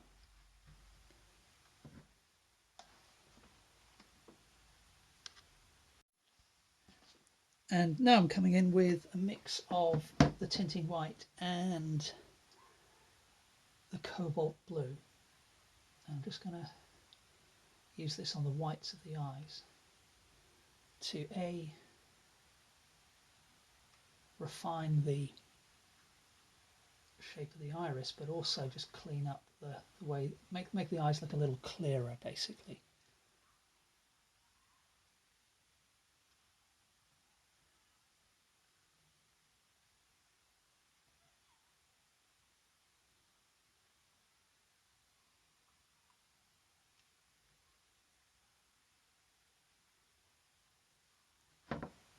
I still don't have the iris in this right hand eye quite big enough, I don't think, and I need to kind of just define the lower lid on the left eye. So in fact what I'll do is I'll do both of the lower lids, and then I think I will walk away for a little bit, let the paint dry and see where we are.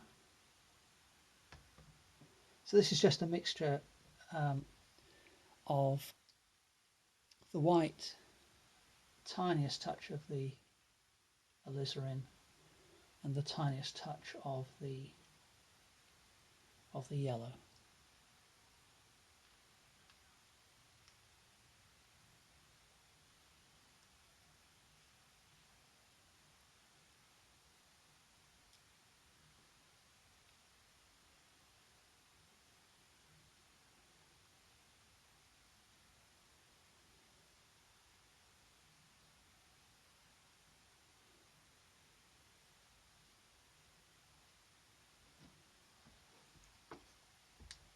Right, we'll come back when it's totally dry.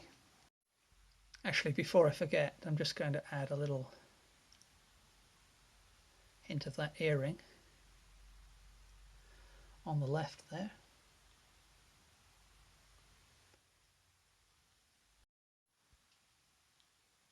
Well, the entire painting has had a pretty reasonable treatment, you know, at least 2 layers of paint, maybe 3 in some areas. I just need to make some corrections now to kind of just pull things towards a final image. So I'm just coming in with my cobalt blue and adding some of the alizarin to that, and then I'm going to add a touch of the cad yellow deep,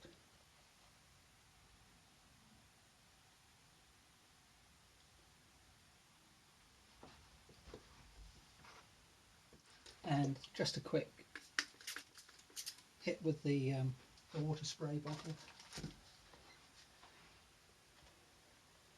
And the first thing I want to refine is some of the definition around this eye on our right. So I want to make the shadow above the eyelid just a little bit, you know, stronger, and better defined than it is. So the line of shadow is quite thin here, and then it gets a little thicker above the eye. Not much, but you know, it's definitely noticeable. And then as we come around to this side of the eye, it's a little lighter, so I'm going to add some of the tinting white. And it's also a little more pink, so I'm adding a little bit of the alizarin as well.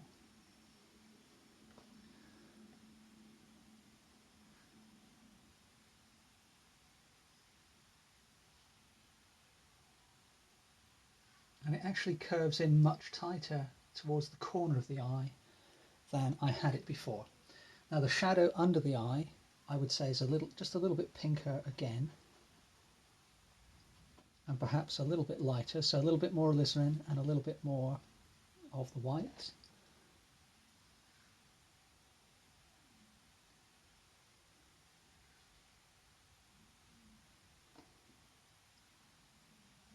And it's almost perhaps a little more brownish or orangish, so just going to add some yellow in again.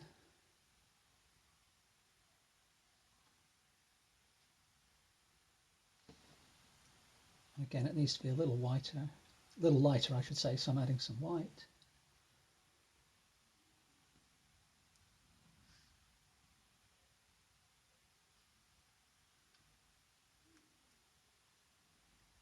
And there's also a little bit of an extension to the shadow from the corner of the eye down there.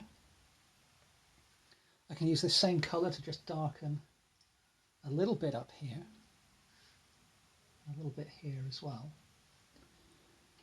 And then I'm going to continue that over to this eye.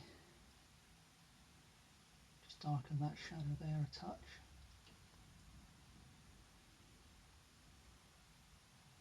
And in the corner of this eye.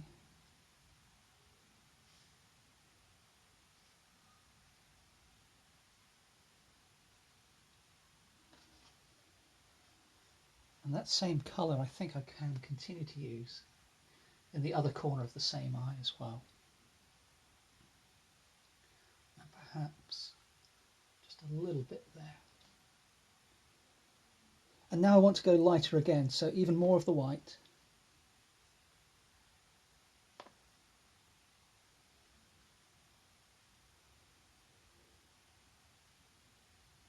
And let's see what that looks like when we put it in here on the left hand side of this eyelid, and extend it in a thinner line above the eyelid.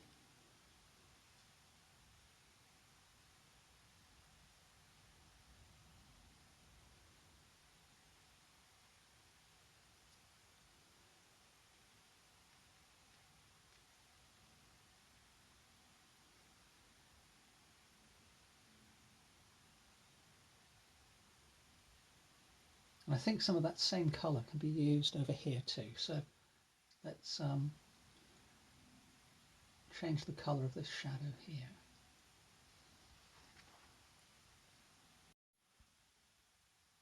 And there's also some cast shadow down here as well.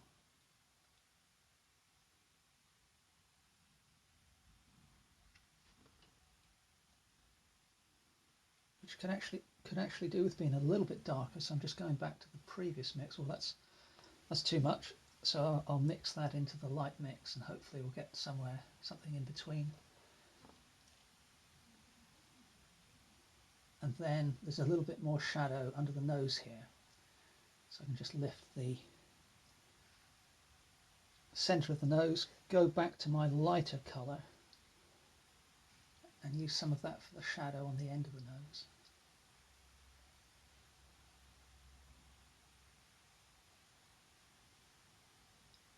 And down here as well.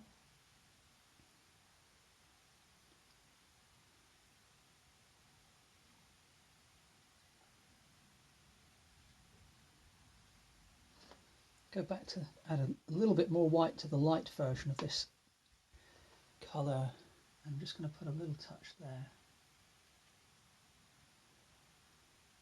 And then the next thing I need to address is what's going on here. So basically, I've got too much distance between the corner of this eye and the edge of the head, and because of that the shape of the cheek is slightly wrong, so I need to mix up a darker colour now.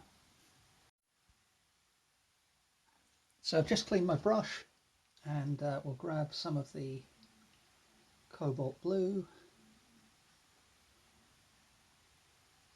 some of the alizarin,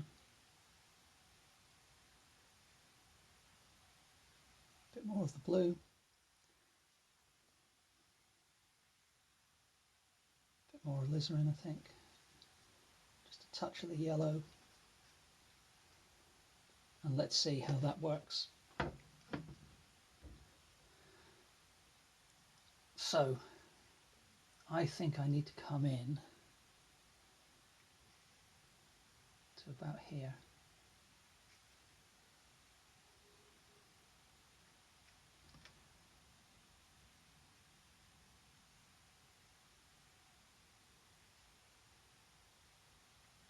And I'll use that same colour to just and put a little lick of that on this eyebrow on the left as well.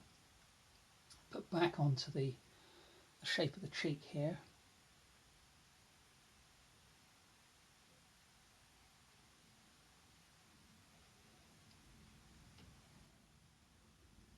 So that's a bit more like it, but it just needs to come in a touch more there as well. And then this side of the face needs to angle in more to the left as it makes its way down.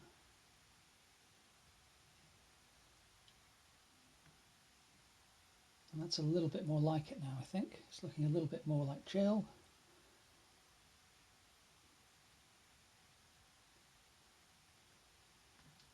So I'm going to take that same dark colour and mix in some of, well, quite a lot of the alizarin actually. And I'm going to darken the shadow where the jumper, the neck of the jumper disappears off in behind the face.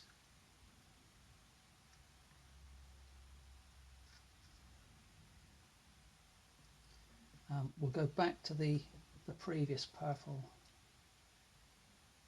for this bit here.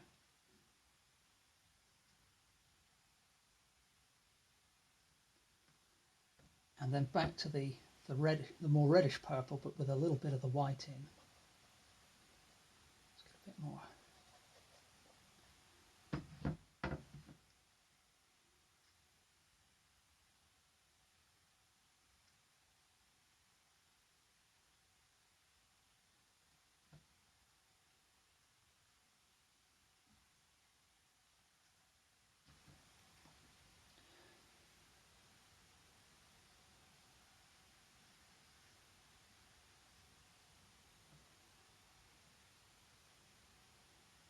I think I can use that darker, more bluey purple just in here as well, under the chin.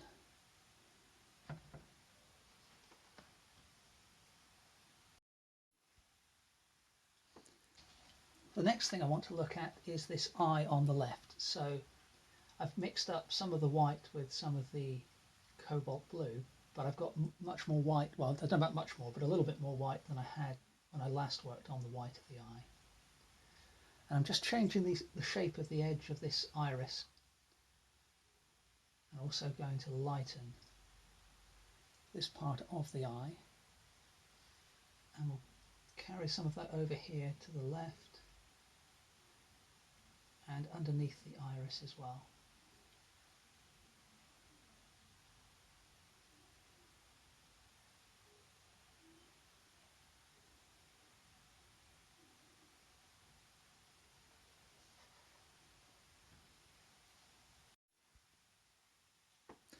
And next I'm coming in with a darker version of the green I used for the irises. So this is simply cobalt blue and the cadmium yellow deep mixed together. But yeah, there's more blue in the mix than I had before.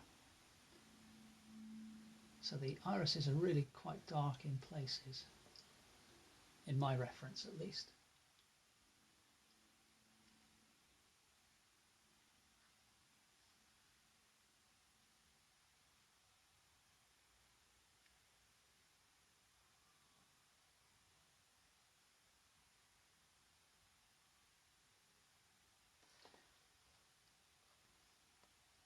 And now I'm going to add just a touch more yellow to that same mix.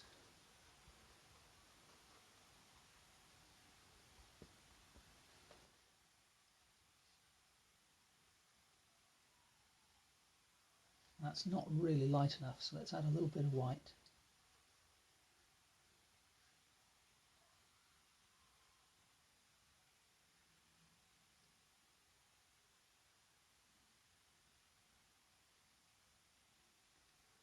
And then a bit more yellow as we come round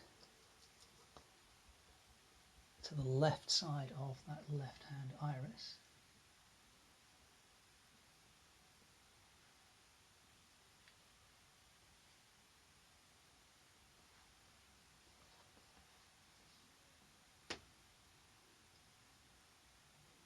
That's looking a little better, I feel.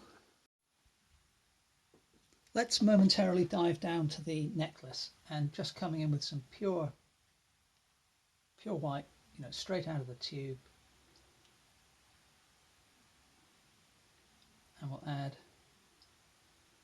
some highlights here. And what I'm being careful to do is adjust both the thickness of paint I'm putting down, but also the shape of these highlights as well. So for example here, I just put a little dot down. Here's a relatively large lump of paint, and here little vertical strokes.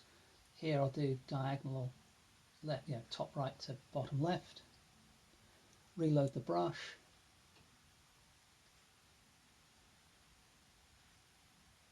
Dot, line, line, line. Little arc. Little triangle up here. Well, it came out as more of a misshapen rectangle, but the point is that's going to give you a variety of highlights even though you're just using white.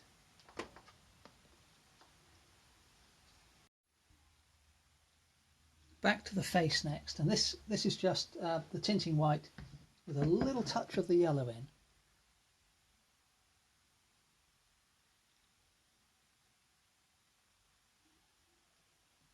So I can just brighten just little areas on the face where I feel the highlights aren't quite strong enough.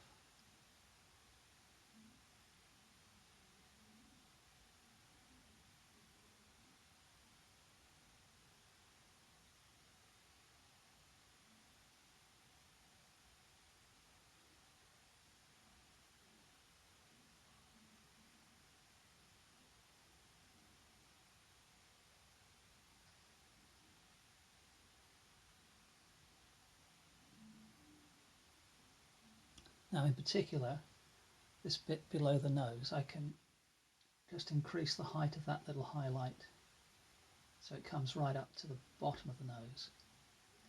And then I can close up the gap between the two highlights at the top, which I didn't do particularly well there.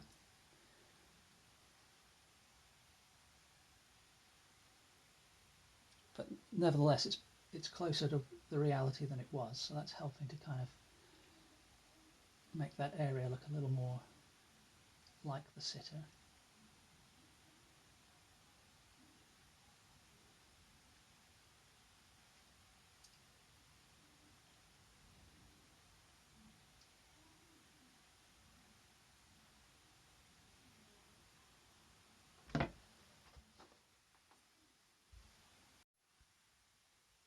And I just want to add a little bit more up here on the top of the nose.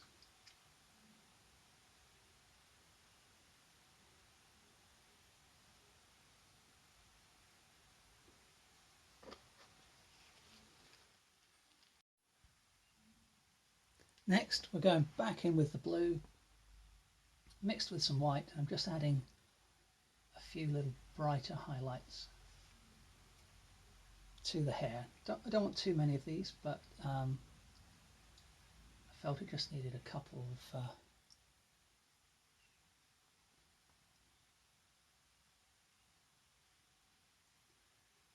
little touches here and there. And then, having done that, let's get some more white into the mix. And I'm just going to use that. It's not quite the right colour really, but I'm just going to use that here on the top of the nose just to see how that works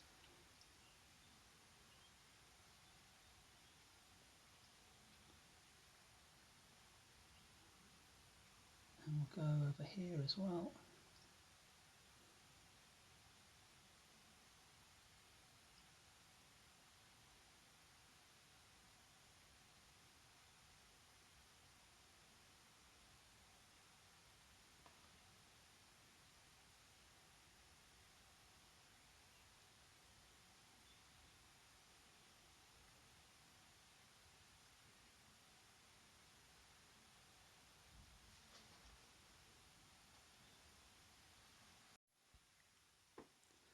So I've gone back to a darker version of that blue.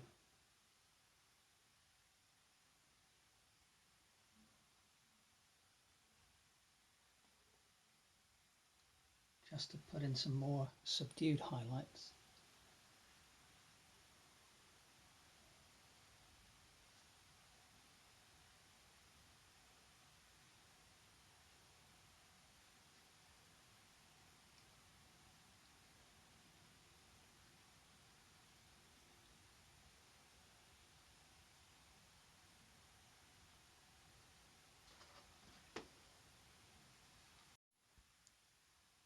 Now the top of the hair is pretty difficult to see in my reference. It just sort of disappears into shadow, but I've just gone back to that dark purple. I just kind of feel it's going to work better if I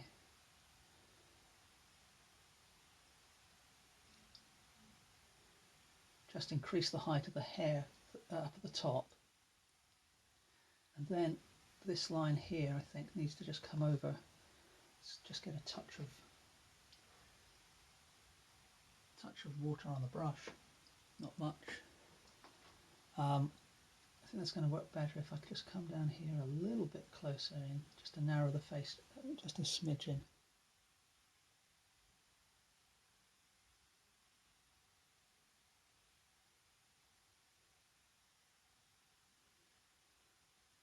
And now I need to come back and put some of this hair in on the forehead again.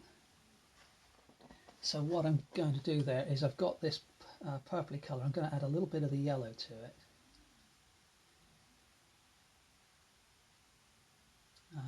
And perhaps a touch of the red.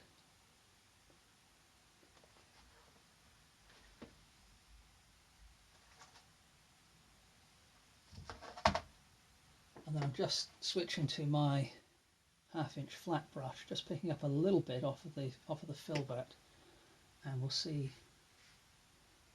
Yeah, that's not too bad. So for the darker areas, I'm just going to put that in. Let's get a little bit more on the brush.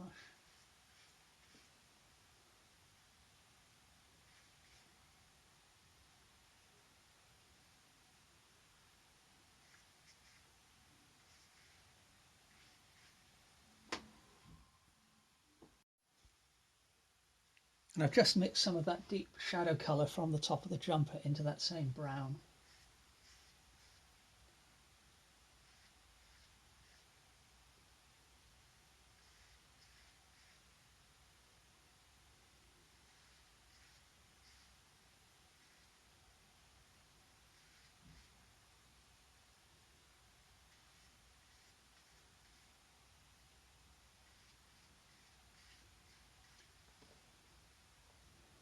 Just to bring the hair down over the forehead.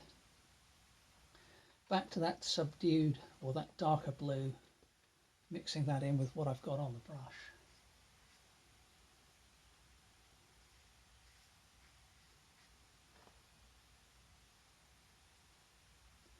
And perhaps just a touch of the lighter blue as well.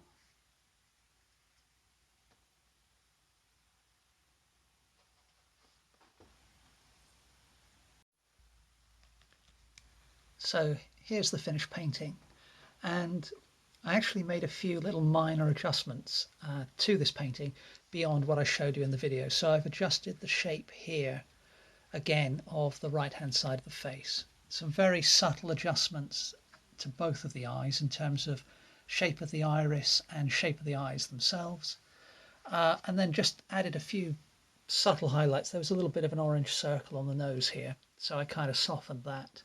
And the other main thing I did was to pile a little bit more hair up on the top of the head. And I feel that's improved the likeness quite a bit. Not sure I'm totally convinced by the likeness, but it's not too bad. There we go. So there's that painting completed. Hope you enjoyed this real-time demo. Please remember to like, comment and subscribe.